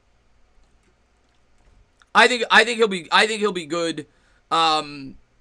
good by the bye, for sure. I like Judge's style of training, but that's what's causing injury. Fernando, listen, man. Every method of coaching causes injuries. Every method of coaching causes injuries, and this year in particular, with the no preseason games, these players are not used to getting hit. I think you're going to see more injuries. That's the game of football, man. It's the next man up. It's a physical game. People go down with injuries. It is what it is. I'm not going to put that on Joe Judge. And he's making sure that they're ready to go. I think he's doing his job. What's going on there, Thrill Collins? Thanks for popping in the stream, my man. Lakers Clippers have both voted to boycott their seasons? Wow, that I didn't see coming. Chris Stops. Wow. That's major news if it happens. That I did not see coming. Wow. I don't know what to say. That I did not see coming. Who do you think is going to be our best pass rusher? Our best pass rusher, probably still Golden.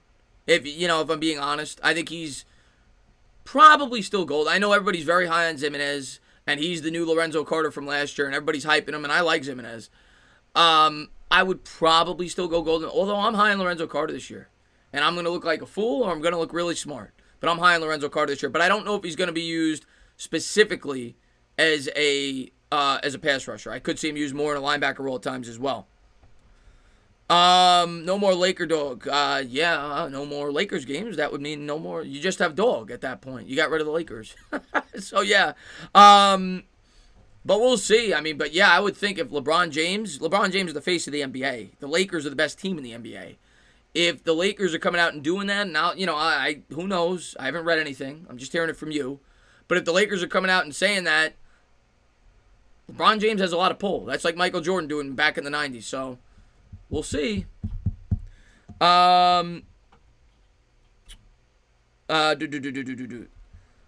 Let's see what we got here. I wanted a coach that stressed discipline, and God damn it, I got it.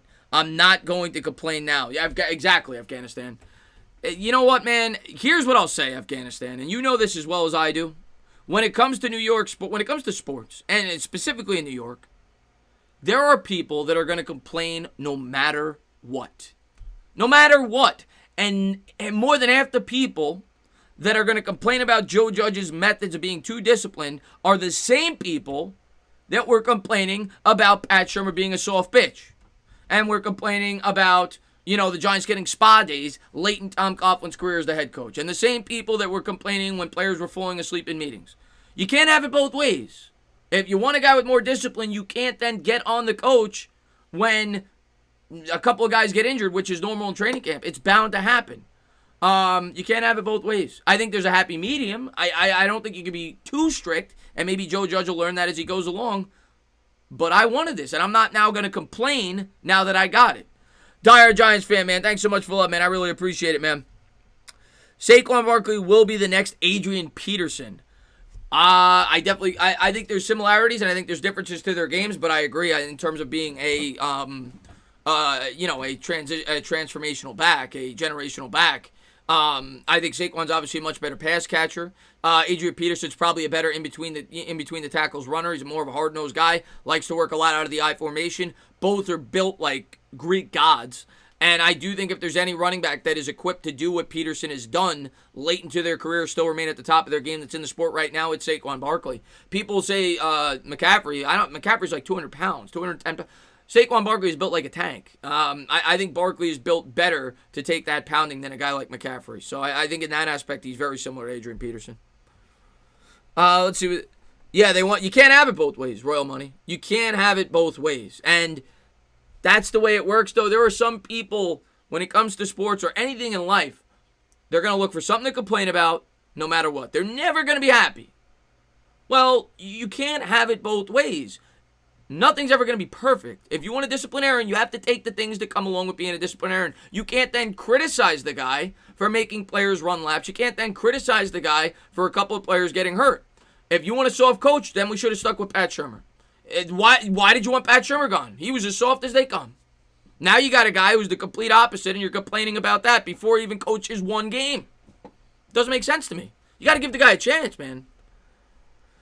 Chris, do you think Joe Judge is able to continue the methodology, or does he need to tone it down immediately? No, I don't want him to tone it. Maybe a little bit, but I don't want him to tone it down. I want a disciplinarian. I like that he's bringing toughness to this team. Benjamin, thanks so much for loving. I'll start an XXX podcast. You in? Not on my channel. Maybe if you want to have me on as a guest, you friggin' lunatic. And yeah, there's my movie channel, Dyer, man. I appreciate that, man. If you haven't done so, please check out the movie channel. I'll definitely have more content up on that soon. I think there's a new movie coming out on the 31st. I think it's Tenet, the Christopher Nolan movie. So I have the Fire Stick, so I'll definitely be reviewing that. Any new trailers that come out along with it, I'll probably have some trailer reactions. So go over there, check that out. Yeah, let him be in, man. Exactly, man. And Mark, man, thank you so much, man. I really appreciate that, man. Thank you so much, man, for being a great supporter of the channel. He says 1,000% correct about our coach. Mark, man, first off, I want to say thank you for being such a great supporter of the channel. And, you got to give him a shot. And, it's I'm not even just talking about the fans. I'm talking about members of the media. You know it's coming. I'm just waiting for Jordan Rannon to write an article about it and all these other guys in the press. Is the coach being too hard? Is he doing... Let the guy be. That's the problem with sports fans, New York fans in particular. They're not patient. This guy hasn't even coached a game yet. And people are already saying, oh, God, is this the right guy? Guys are getting hurt. Joe Judge doesn't know what he's doing. Oh, he's got tennis balls on the hands. That's something they do in high school. Like, if Bill Belichick was doing that, you wouldn't think twice. Like, give the guy a chance, man. Let the guy coach a couple of years before we jump down his throat. Highlight, man. Thanks so much for love, man. I really appreciate it. He says, what do you think about us signing Mark Barron? He is a hard-hitting linebacker who can cover and used to play safe. Yeah. I remember Barron. He played for the, did he play for the Bucks or the Niners? I can't remember. But I know exactly what you're talking about. I'd be for it. I mean, listen, right now I'm all for bringing in bodies, experienced players that could bring versatility to this lineup. I'm all for it. And as long as they're on a cheap deal, why not? At this point in time, we need it. We need some bodies. We need some veteran leaders. I'd be open to it for sure. If I'm the New York Giants, I'd be looking all over. To be honest with you, specifically in the secondary, but yeah, I'd be looking all over. Benjamin, thanks so much for the love, man. It'll be on my channel. You'll love it. All right, Benjamin. When you do that, you let me know, and I'll pop on. Cushmaster says, here just listening. What's going on, Cush? Smoke them if you got them. Cushmaster, by the way, I like to shout out my subscribers. I like to shout out a couple every stream, show appreciation. Cushmaster is the friggin' man. He's in all my streams. He always fights to be the last guy to leave. Cushmaster is friggin' awesome. Big part of my channel. Thank you for being here, Cushmaster. Sports expert, what's going on, my man? I just feel for Bad Dog Man at this point. He busted his ass off to being the Laker play-by-play game. Yeah, no, it sucks. It sucks. But, I mean, who knows? The season may not be canceled yet. You don't know that yet. Just because they voted doesn't mean it'll happen. But, yeah, I mean, I think the players are trying to show their power. And I'll tell you what, if the Lakers sit out, I don't think playoffs are going to finish. I don't. How do you finish the playoffs without the Lakers and the Clippers? So, we'll see. Hopefully that's not the case, man. We never satisfied New York. Give Joe a shot. Exactly, Royal. Got to give him a shot. And I'm not even just talking about this year. Like, if the Giants go 3-13, you have to recognize we played a brutal schedule. We had a ton of injuries.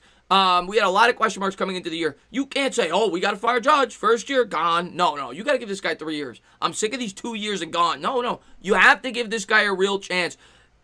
80% of the fan base bitched and moaned about Pat Shurmur. 85-90% wanted him gone after a year. Okay? You can't then turn a year into Joe Judge's career and say, next coach, if you keep doing that, no coach is ever going to want to come here.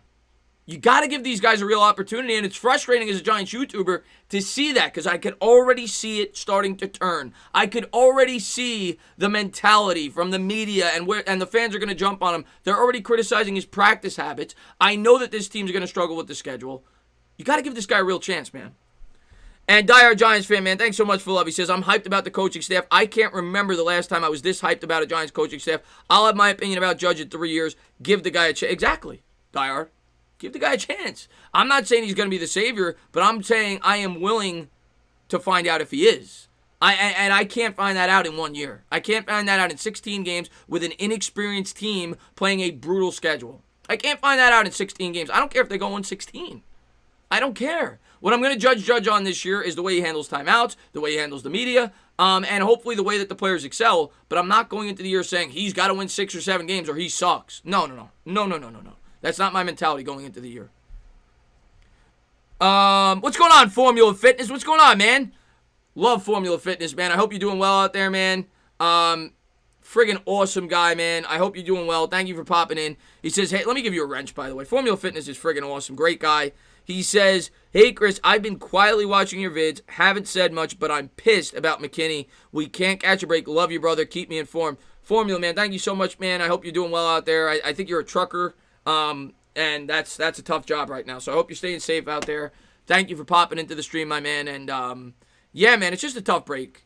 You know, it's just a tough break, and hopefully we move on and we get better. That's you know, hopefully these guys step up. The guys we've been talking about, the Askew Henrys of the world, the Williamsons of the world. Maybe we bring somebody in. It's the next man up, man. It's football. It's a game of injuries. David Biagalo, man. Thank you so much for popping in the stream, man. I'm with you on that. Yeah, Royal Money. Got to give this guy a real chance, man.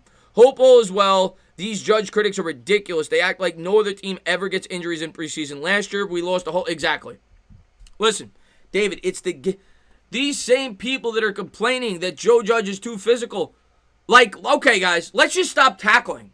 Like, let's take off the pads and let's play two-hand touch. You know, let's play Pro Bowl football 16 games a week. No, seriously. Like, you have an abnormal offseason. You haven't had mandatory mini camps. You haven't had OTAs.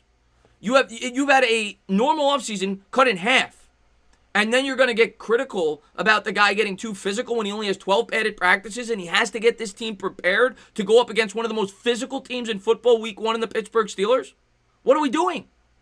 Like, let's just play flag football. Let's play two-hand touch. Seriously. I don't get it, man. What's going on, Happy Teddy Bear, man? Thanks for popping in the stream, man. I think Joe Judge will be an amazing... I'm a big Joe Judge guy. I'm gonna support Joe Judge until such time I feel like he shouldn't be supported. But I'm gonna support him. I'm not gonna... I'm gonna tell you what right now. You guys might get frustrated with me because I am going to go above and beyond to support Joe Judge early on in his career. I know there's going to be people out there saying, fire him. I'm going to support him. And thank you guys for being here. If you haven't done so, spike that like, subscribe, ring the bell, man. Andrew Thomas versus Chase Young is going to be awesome matchup. I can't wait for it, man. F that. I want these guys to be prepared and ready to take the... Exactly, Afghanistan, man. That's football, man. That's football, man. This isn't a pussy sport. You've got to be ready to take hits, man. I'm just tired of all the injuries. Injuries are not Judge's fault, but last year was tough. No, Elvis, I completely get being frustrated with injuries, but I'm not going to get on the coach for that. That's part of the sport. But yeah, I'm frustrated just as much as anybody else, man. I'm frustrated just as much as anybody else, man. Chris, how long is your show? I don't know, KP. Probably a couple more days. What's going on there, Kenny Joseph? Deshaun now, same here, Chris. I believe in you've got... Listen, what's our choice as Giants fans? I mean, seriously. What's your choice as Giants fans? The guy hasn't coached yet. Are you going to go into his career not believing and not be going in with an open mind and believing? Because if you are, if you're going to be one of those people that says he's definitely going to fail, he sucks, before he even takes the field, he's out of his mind, he's lost it, well, don't watch the Giants. If you're not going to give the guy a real opportunity, what's the point of watching the football team? That's just my opinion on it. And I'm never scared to share it. Mark, man, thanks so much for love. I appreciate it. He says, I love the staff, but Graham scares the hell out of me. Miami stripped him from calling. Yes, that's true, Mark. And that's a good point you bring up with him being stripped of calling the defensive plays. That's fair. It's fair. It's definitely a high-risk defense. And I will say, out of all the coaches on this staff, he's the guy I worry about the most out of all the coaches underneath because of his lack of experience. But he seems like a really smart guy. And he seems like a guy that works well with Joe Judge. But again, it's going to be hard to judge him because it's the same problem he had in Miami. With all these guys going down, the New York Giants have an inexperienced defense, a young defense that hasn't played in his scheme. They're not the most talented bunch. So it's going to be really hard to judge Graham on the job that he does. But again, I'm going to have to give him more than a year, too. I mean, I got to give him a fair shake, man. What's going on, Dre? Thanks for popping in the stream, my man. Where's New York Giants? Oh, Ray Hanley, God. McAdoo was a complete and utter disaster. He was a disgrace. McAdoo, people defend McAdoo in the aftermath because they say he wanted Pat Mahomes. By the way, let me get my charger because I think we're going to go a little overtime here. I'm getting pumped up. Hold on one second. I don't want my phone to die. I just love talking football with you guys. I really do. I just love talking Giants football. So I'm only on 8% on my phone, so I don't want this to die on me. Hold on one second. I said I was going to go to 11. We'll probably go to like 11:20. I'm having a lot of fun talking about the Giants with you guys. But let me put this in real.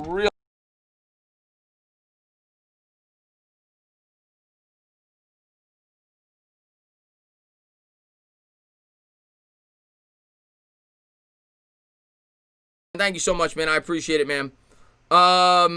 What's going on there, Will K, man? Thanks for popping in the stream, man. I hate vanilla defense and offenses. And why isn't this charging? That's not good. Hold on one second. I want to make sure this didn't fall out. And it did. Hold on one second, guys. Just give me a minute.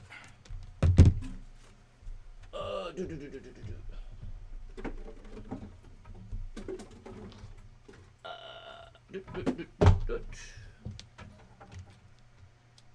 want to make sure this doesn't die on me while I'm talking to you guys. And let me plug the charger back in. And bop, bop, bop, bop, bop. That's the noise that I make. But here you go, guys. There you go. All right, we're charging now. Let's see what we got here. Shermer was the worst. Oh, God, Shermer. Yeah. Joe Judge going the right direction. Exactly. I mean, I don't know if it's the right direction yet, but I'm willing to find out if it is. That's what I'll say, man. I didn't like McAdoo. I never liked McAdoo. Okay, here's what I'll say about McAdoo. And people defend McAdoo. McAdoo inherited the roster that Tom Coughlin should have. Jerry Reese brought in every free agent under the sun. They won 11 games. They won 11 games due in large part to their defense. McAdoo was known as an offensive guy. The offense in 2016 was horrific. In 2017, the entire team quit. The entire team quit on Ben McAdoo. The entire team. And that, to me, is a sign of a bad coach. You could say what you want about Pat Shermer. The team never quit on him. They went to bat for him until the end. Ben McAdoo, the entire team quit on that man. Okay? Ben McAdoo was a bad head coach. I don't care if he wanted, Pat Mahomes. Okay, he's a good evaluator of talent. Doesn't make him a good head coach. He was a bad head coach. And why are we spamming? What are we doing here? I'm a troll saying that. Why? If you're a troll, why? Computer gamings, why? I see you in my streams all the time. Why are you doing that? Let's see what we got here. What's going on, Kenny Smith? If our D-line steps up like they should, we would be able to afford a not great secondary and be somewhat successful. Yeah, I mean, that's the strength of the defense this year. The D-line is going to have to bail us out. We're going to have to generate pressure on the quarterback. But I still think with the secondary as poor as it could be, I'm not going to say it will be. I'm going in, somewhat optimistic. But if the secondary is really bad, the fact that we have to blitz to generate pressure with the scheme that we have, it's going to be tough, man. It really is. You need strong corner play. It's going to be tough. But hopefully Patrick Graham could be a magician. That's what I'll say, man. Hopefully Patrick Graham could be a magician, man. Yeah, we have to be able to cover. Specifically with this defense formula, we have to be able to cover, man. We might have had 3 Super Bowls with Coughlin. Here's the other thing I'll say. In 2016, if Tom Coughlin... What's going on, post-college antics, man? Thanks for popping in the stream, man. If Tom Coughlin was the head coach, and I'm not saying we would have won the Super Bowl, but I'm going to talk about your point that we might have. If Tom Coughlin was the coach in 2016, and I will say this about Tom Coughlin before I continue. Tom Coughlin got soft at the end. People forget that, if we're being fair. Tom Coughlin got soft at the end. Let's not forget, and I love Tom Coughlin. I'll go to bat for Tom Coughlin. But let's not forget one of the most embarrassing moments in New York Giants history was the Josh Norman game with Odell Beckham. Tom Coughlin was the head coach then. He let that go on for 4 quarters. But do you think Tom Coughlin is going to allow the entire receiving corps the day or two before a game to go on a boat trip looking like Playboy models? I mean, seriously, are you kidding me? He's not doing that. That won't fly. So in that aspect, I agree. He would have had more control over the team, man. I don't get the harm in making a call to Earl Thomas. It's a 1-year Band-Aid. I'm not... T. Savage, you're not going to see me cry. You're not going to see me cry if they bring him in. I just don't think they are.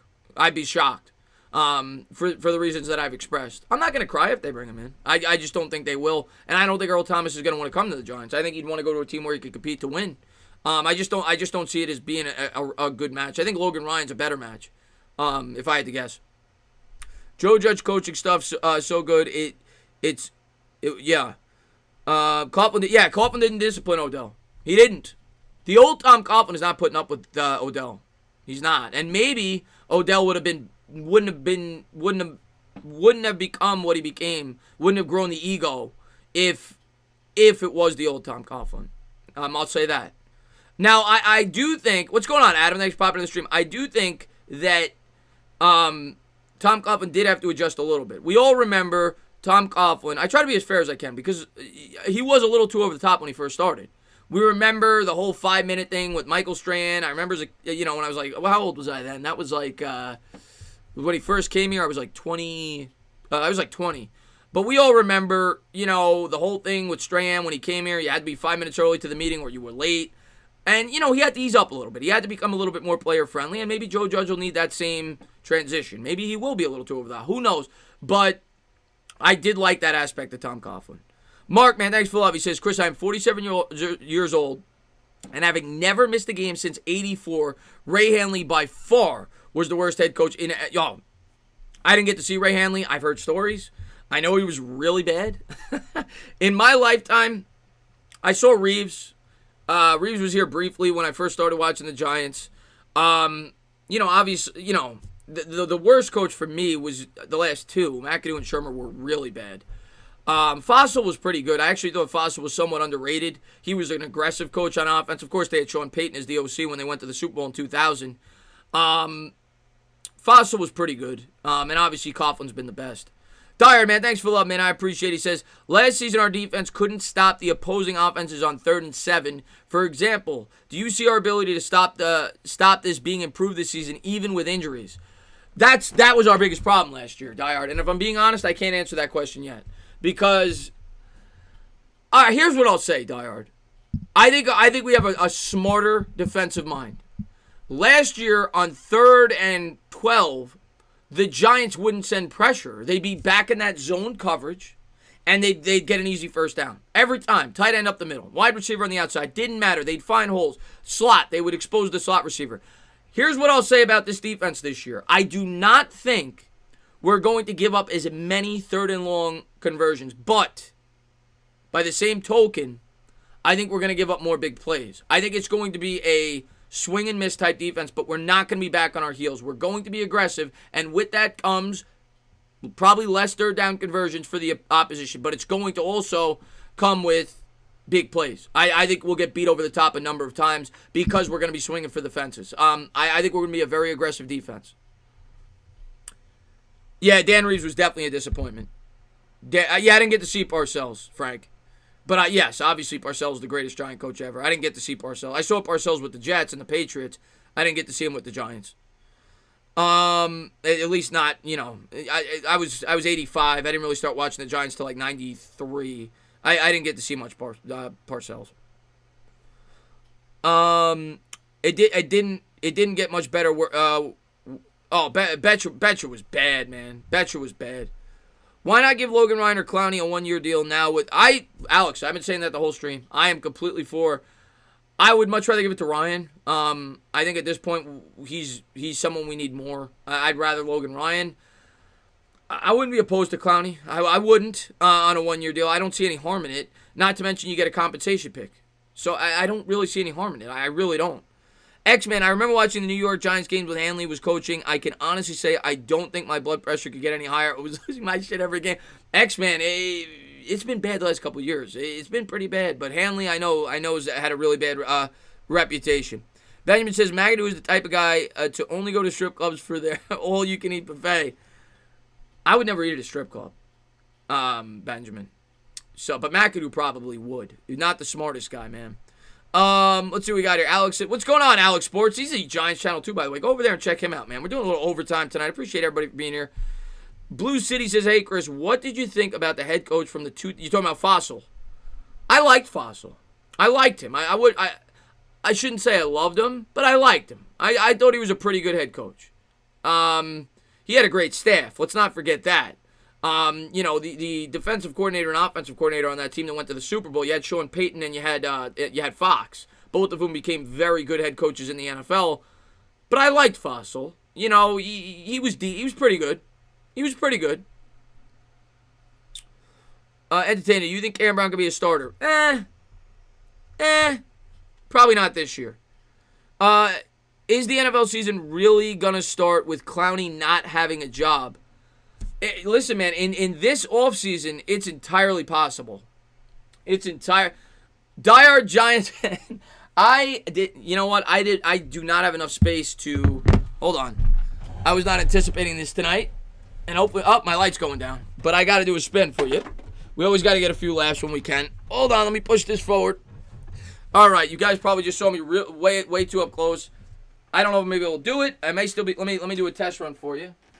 I'm really close. Let me push it a little further back. All right. That should be enough. All right. Whee! I'll do a bonus for you. There you go, Dire Giants fan. Dire, man, thank you for being such a great supporter of the channel, man. I really appreciate it, man. Is having a young team a weakness or a strength? I think you need a balanced team. I think it's a weakness in terms of a win now approach. But I think there's different ways you can look at it. It's kind of a strength because you're building the team from the beginning, especially if you're trying to institute a culture. I say it all the time. It's very hard to teach an old dog new tricks. It's easier to teach a younger player new tricks. So there's benefits to both. But if you're a team that's looking to win a Super Bowl, yeah, you need some experience on your football team. And this team will get better as they grow, man. What's going on there, Landon? Thanks for popping to the stream, man. Bangs the knees. That's right, Diehard Giants fan. Bangs the knees. Clowney will have a job when teams find out their pass rush stinks. Clowney's going to get a job. Clowney's too talented not to get a job. I would think, unless he's going to sit out due to the COVID because he doesn't think he's getting near what he's worth. But, I mean, maybe he'll sit out. I wouldn't be shocked because of COVID, but somebody's got to give him an offer, and I would think he would take a job. But thank you guys for being here. I really appreciate it. If you haven't done so, please hit that thumbs up, subscribe, ring the bell. Fossil had a great team as well. Fossil definitely inherited a really good team. He did. Ernie Accorsi. I'll tell you what, man. Ernie Accorsi did not get near the amount of credit that he deserved as a general manager. Ernie Accorsi was awesome. He built the team, and he had to leave before he got credited with the Super Bowl. Ernie, of course, he built that team. Look at all the impact players that were on those Super Bowl teams. Most of them were drafted by Ernie Corsi. He's a great general manager, in my opinion, in retrospect. And that's why I say you can't judge Gettleman yet. You just can't do it. People want to say Gettleman sucks, Gettleman sucks, Gettleman sucks. He's only been here for 2 years. This is now his 3rd year. He had to build this team from scratch. He inherited an absolute mess. Gettleman's the type of guy that in 2 or 3 years, and I'm not saying he won't suck. Maybe he will. But I can't come to the conclusion that he sucks yet. We like a lot of his draft picks. What if in 2 or 3 years, Daniel Jones turns out to be a top 5 quarterback, Saquon Barkley turns out to be a game breaker, our offensive line turns out to be great, led by the guys that he's brought in via the draft, the defense, the playmakers that he's brought. You don't know. So in 2 or 3 years, if Gettleman's gone because he's older, he's a cancer survivor, I could see a similar thing happening. He gets credit after he's gone from the team. Dyer, man, you have a great night, man. Thank you so much for being here, man. I really do appreciate it, buddy. Of course, he was awesome, man. Please, this season is a rebuild. Bringing in veterans will prevent the growth of the young talent. I mean, that's fair. That's fair. And I get it. But if you don't feel that Askew Henry's a part of your future, I mean, I don't know. I see some value in at least bringing in a veteran, but I get it. It's not a year where we're going to win a Super Bowl. I completely get that. What's going on? Goat, thanks for popping in the stream, my man. Reese got credit for here's what I'll say. I'm not going to be too hard on Reese overall. Reese did some good things. I don't want to come across as a guy that completely bashes Jerry Reese. I try to be as fair as I can. I'm not going to give all the credit to, of course. Reese did some good things. He did do some good things. He drafted well. He brought in some good free agents. The last half of Jerry Reese is why we're here. Let's be real. The last half of Jerry Reese was beyond bad. Reese was good his first 3 or 4 years. He inherited a great situation, but he was good. So I give him some of the credit, but of course he really built that foundation. Let's see what we got. Stand up, Giants fans. What's going on, Block Boy? Lakers and Clippers vote to end the season. What do you think? Listen, man, I'm a little surprised, to be honest with you. Big Blue Jabroni. I'm a little surprised, to be honest with you. But it is what it is, man. I guess they're trying to make a statement. I don't know. It is what it is, man. It's sad, but I understand the frustration. That's all I can say. I understand the frustration. Let's see what we got here. You think we trade Saquon after this season? I don't, Jesse. No. Saquon Barkley's not the type of player that you trade. He's a great locker room guy. He's a leader. He's a guy that they're planning to build the team around. We're not trading Saquon, but I'd be shocked. I would be beyond shocked if we trade Saquon Barkley. But I've been shocked before. But I'd be surprised. Crispy, man, thank you so much for being here, man. I really appreciate it. Adam, man, he says, Gettleman already, and Adam's a great subscriber of mine. Glad to see you in the stream, buddy. Gettleman's already done a decent job. We were beyond lost and blew up the roster. That's what happens when you blow up a roster. You struggle. Go do that, Benjamin, man. Thank you for being here. But that's what happens when you blow up a roster. You struggle at first. Yeah, you have to start from rock bottom and build yourself up. So, like I said, I'm not going to come to the conclusion that Gettleman's been good or bad yet. I think you need to give it more time and see how these players develop. And maybe he'll be forced out of here by the New York market and the fans. And then I just say, I hope they don't start from scratch again, because then we're going to be right back to where we were 2 years ago.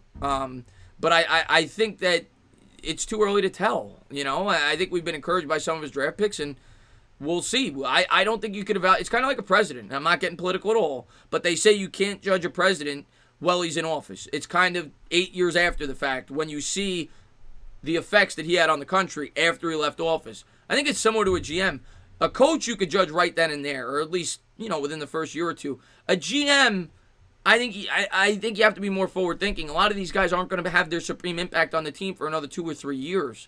So I don't think we could come to a final conclusion yet on him. Mark, man, thanks for love. I appreciate it. Chris, you know what's up. It's great to tune in. Mark, man, I appreciate, man. You're always supporting me. You're always in my streams. I appreciate everything you do for my channel. Thank you for being here, man. Thank you for being such a great supporter of the channel. Your reactions kill me. Enjoy that bang hole, man. If we get a high draft pick this year, we should trade back because people will sleep on the talented players because of no NCAA football. Yeah, unless you, I think it all depends on how they evaluate the draft and which players, do they think there's a huge drop off? But if there's an opportunity to, okay, if we're picking first overall and they feel like Daniel Jones is still good, that's a prime time to trade back, regardless of the offseason, because Trevor Lawrence is going first. I think it depends. Like, if they're head over heels in love with the prospect, you take them. But I have talked about that. I think the Giants definitely have an advantage with this draft. And I appreciate that, Elvis, man. Thanks for being here, buddy. Made by Harlem in the chat, man. What's wrong with the name Danny Dimes? I got no problem with the name Danny Dimes. What's wrong with the name Danny Dimes? I like Danny Dumbbells. The guy's been working out. I'm cool with the Dumbbells nickname. What were some of the other creative nicknames that people can? I forgot. Danny Quads, Danny Dumbbells. But Danny Dimes is great. What's wrong with Danny Dimes, man? We should bring LeBron in as a tight end. Maybe an edge rusher. Imagine we get Eli Apple back. If that happens, I am going on a ride. We're not getting it. I'd be surprised if we get Eli Apple back. There aren't many who are sports figures, GMs, etc. that I'd like to punch. Reese is one. I'd dick that dude straight in the mouth. Oh, man. Danny Quads, Danny Fumbles. Yeah, hopefully not Danny Fumbles. D. Jones wants a wide receiver. He's going to need one, and I think they're going to get him one. I think we'll add another wide receiver soon. I do. I don't know what T Savage. I don't know what Super Saiyan means. I know that from what I've gathered, I'm not a big Dragon Ball Z fan, but I know that he is. I'm assuming that's a Dragon Ball Z reference. And I know that he calls him the Chosen One. So, yeah, he's definitely a huge fan. Yeah, Danny Dimes works, man. I can hear an announcer saying Danny Dimes throws another dime. Yeah, I prefer to call him DJ. I call him DJ myself. I don't call him Danny Dimes. I call him DJ myself. But Danny Dimes has a nice ring to it. I agree with that, Nixon. Saquon's our only game breaker on the. Well, I think we have. Saquon's definitely a game breaker. I think we have one more potential game breaker, but the problem. Let me get rid of my charger. I think we could go for the rest of the stream. I'll probably go for another 10 minutes. I think we have another potential game breaker, but he's never healthy. I think Evan Ingram's the other potential game breaker. I think we have two potential game breakers. Barkley, far and away, is our biggest game breaker. And Slayton maybe could develop into that, but I'm not willing to say that yet. But I definitely think Ingram, when on the field, is a game breaker at the tight end position. I think he's a huge mismatch problem. But Barkley for sure.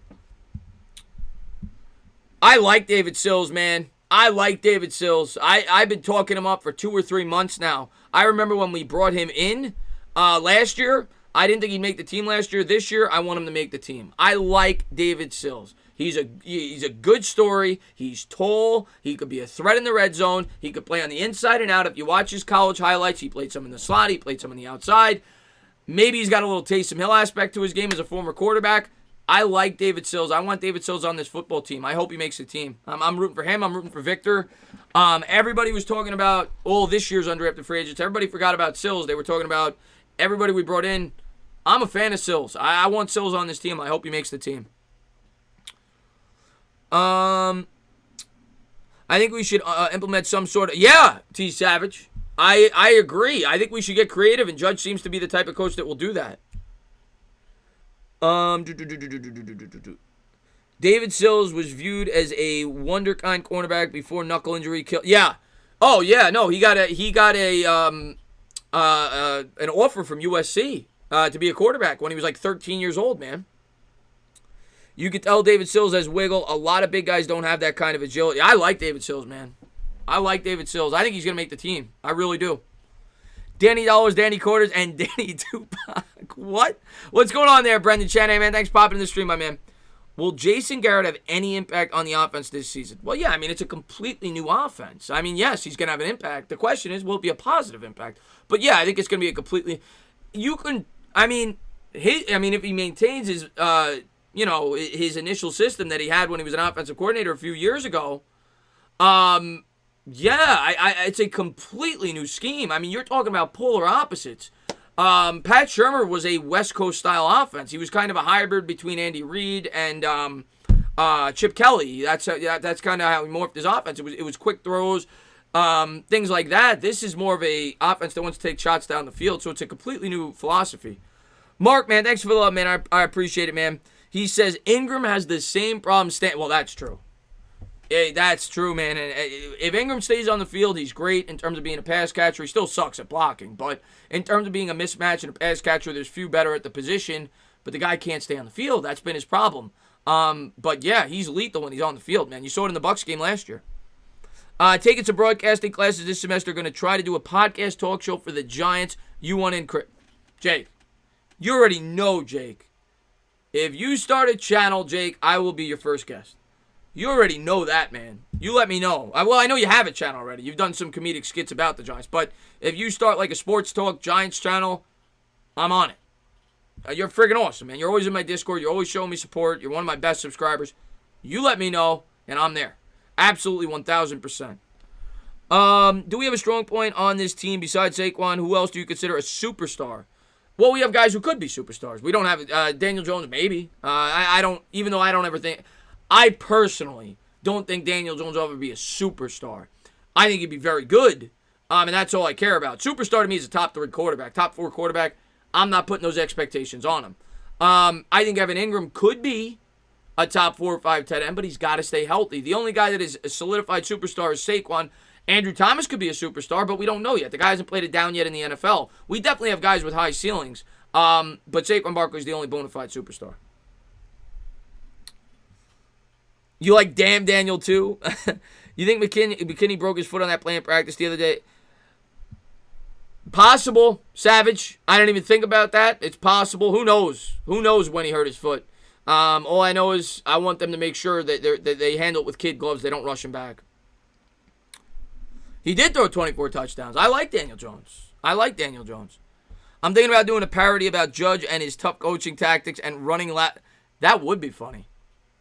You know what's funny, Jake? When I first started, I kind of did videos like that. Now, they're not on my channel anymore, but I kind of did videos like that. One funny, well, I thought it was funny. Maybe people didn't. But one skit I did about the Mets real quick when I first started, and you're not a Met fan, so you probably don't know, but the growing joke with Matt Harvey was every year he would get fatter and fatter and fatter. And I did a skit with the New York Mets over the years, and one of the things that I showed was Matt Harvey getting fatter and fatter and fatter. And I was stuffing like pillows up my throat. It would say 2013. I'd be a little bit fatter in 14, 15, 16. And I don't remember. I did all these. One was Cespedes getting hurt swinging a golf club because he got hurt. The other was, I forget. It was a funny skit, though. I should have kept it up. Well, McKinney's not gone. I'm hoping he's back mid-season, but he's not going to start the year. The team has been very vanilla for so long. I want a lot more trickery, and I believe, I think we'll see a lot more originality this year with Joe Judge. I really do. When he talks about versatility, I think a guy like Sills could bring that. Who else did I make fun of in that video? I made fun of a couple of Mets. I made fun of Sandy Alderson, I remember, and I made fun of somebody else.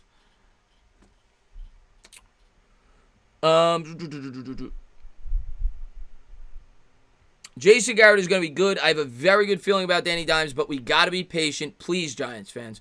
That's all I tell you guys, man. Just be patient. Let it play out, man. Let it play out. Oh, yeah, my video saying fire Mickey Cal. Oh, God, marry Mickey. When should we start McKinney? I would wait till after the bye, personally. But I'm not a doctor. But I would wait till after the bye. KC Smooth, can you... Yeah, they won today. And I think if they win tomorrow, they're back in the playoff picture. So hopefully they win tomorrow. Can you elaborate on Patrick Graham's time in Miami? Why did he not call the plays? Yeah, I'm not a Dolphin fan, but from what I gathered, I think that there was... I guess that's probably why he left. He originally was calling the plays, and then Flores took it away from him. I think it was around week 6 or week 7. And I actually had a Dolphins YouTuber on the channel. I wish I could point you to it because I talked about that with him. And he's fantastic, by the way. I got to have him back on the channel. He's awesome. And we talked about Patrick Graham, and he talked about how Patrick Graham was a really smart guy, but he was being too aggressive at times and giving up big plays, something I talked about earlier in the stream, and they took away the play calling duties from him. I think it was around mid-season. So, yeah, that is a blemish on his record. But obviously Joe Judge sees something in him to bring him in here. So you got to give him a chance and hope it works out.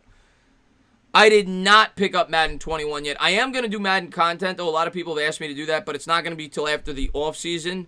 And if it picks up and people enjoy it, I'll probably do like a live stream once a week where I have like a subscriber on and I play a subscriber, whatever it may be. I'm going to do that in the offseason. I'm not going to do the franchise stuff, but I'll do like Madden Hangouts and stuff, man. Hey, Chris, I just got a good idea for your next Giants video. Can you do a video comparing of running back T.D. Barber and Saquon Barkley? Probably not now. I feel like that's more of an off-season video. Right now it's kind of current events. People want to know about training camp, the season, blah, blah, blah, blah, blah. But that is something maybe I could do in the off-season. Right now, I feel like I'm just too busy with all the current events and everything. But I'll definitely keep it up for consideration in the future for sure. Breaking news, you're buying the Mets. Well, good luck with that. We definitely could use a new owner. You can't be worse. That's for sure, man. Could Corey Ballantyne become a starter at cornerback?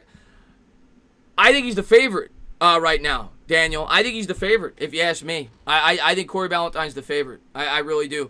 Oh, Mark, man, thanks so much. Stand up, new member. What's up? Mark's awesome, man. Thank you so much, man, for supporting the channel. I really appreciate that. And I'd love to have you on, by the way. I don't know if you were. I think you were probably here when I was talking about it.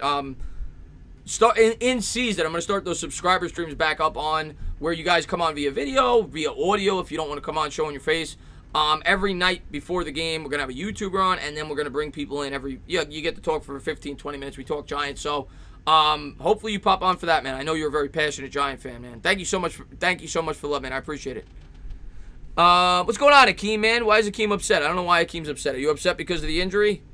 Yeah, I get it, man. I was my face today, too, when I heard it. Word, yeah, we're closing this out in about 5 minutes. We did some overtime tonight, but I appreciate all you guys for being there, man. Please don't ask you, Henry. Everybody's been talking him up, man. And I know he got good write-ups in the XFL. I forget where he formerly played. He did get a shot in the NFL. I forget where. Hey, maybe he's maybe he shines, man. But we won't know until the start of the season. Any chance that we could get like past Giants like David Wilson and Larry Donnell? Where are they now and what? That's another thing that I could do in the offseason, Zach. And I will. People have asked me to do that type of content. I promise you guys in the offseason, I'll do some content like that. Obviously, after the season, it's going to be draft. It's going to be free agency. But during the dead period, I'll do a better job at doing videos like that. Like after the draft, after free agency, when it's normal sports, I'll have baseball, basketball, and I will do my Giants content. When there's not much to talk about, I'll do videos like that. Like where are they now videos, stuff like that. I will definitely do videos like that in the offseason. What's the panic level if DJ takes a step back? Not good, Elvis. Not good if he takes a step back. And I'm not going to fully evaluate him after 2 years because I'm going to recognize that he had to learn a new scheme, but not good. You don't want to see your quarterback take a step back in year 2. If anything, you want to see him progress. I'm going to give him 3 years, and I don't think he will. I don't think he will. I think he might struggle early this year because of the new scheme and not a lot of time to prepare with his receivers, and we're playing a lot of good defenses early on. But I think overall we're gonna finish this season thinking positively about Daniel Jones. But yeah, you don't want to see a step back this year. That's for damn sure. Will I ever do a talking nonsense stream again? Yes, I probably will. Yes. Not in season. In season, it's gonna be Giants. But during the dead time, yes, I'm sure. I will promise you guys during the dead time when I'm not. During the football season, during the draft period, the off season, I try to keep it as professional as I can. I'm trying to build a good sports channel, so I try to keep it as professional as I can. I have fun with you guys in live streams, but after the draft and free agency, we'll have some fun. I promise, we'll have some fun. I'm betting Canadian Smith steps you and the Giants use Ingram and Smith like Gronk and Hernandez. I think we're gonna see 2 tight end sets. I don't know if we're going to see that dramatic of a 2 tight end set where you have 2 guys that are close to 1,000 yards. But I do think Caden Smith will be involved in this offense. I do. I think he'll catch 400 or 500 yards even if he stays healthy with Ingram. I missed the Dolphins at 6. How long? I'm hearing about 3 months, 2 to 3 months. It could be. So figure around week 6 to 8. That's what I'm guessing. Sports expert, man. Thanks for. Yeah, I heard about that as well, man. Grant Elbit tore his Achilles, out for the year. Yep, I heard about that. Unfortunately, man, that sucks, man. That sucks. That was the other really good safety. We could always have it worse, Giants fans, and that was a safety that a lot of New York Giants fans wanted. That is not a good way to start your career. Sorry to hear that, sports expert. The backups for Daniel Jones are shitty. They should draft another quarterback. Yeah, I think they will. I think they will draft another quarterback next year or the year after, and they will bring in a younger backup, or maybe sign a more, as the team gets better. Because I think the way the team looks at it right now, Daniel Jones is the guy. They're not going to really compete this year for a Super Bowl. They don't really view it as a paramount need to have an experienced backup. But once this team gets competitive and could potentially compete to win a Super Bowl, I think it's going to be very important, if Daniel Jones is the guy, to bring in a guy that, if you feel like could step in and still win games. You look at Nick Foles with the Eagles, what he was able to accomplish. I agree with that. I think they're going to need a much better backup once this team gets better. It may not be in the draft. It may be in free agency, but I agree with that.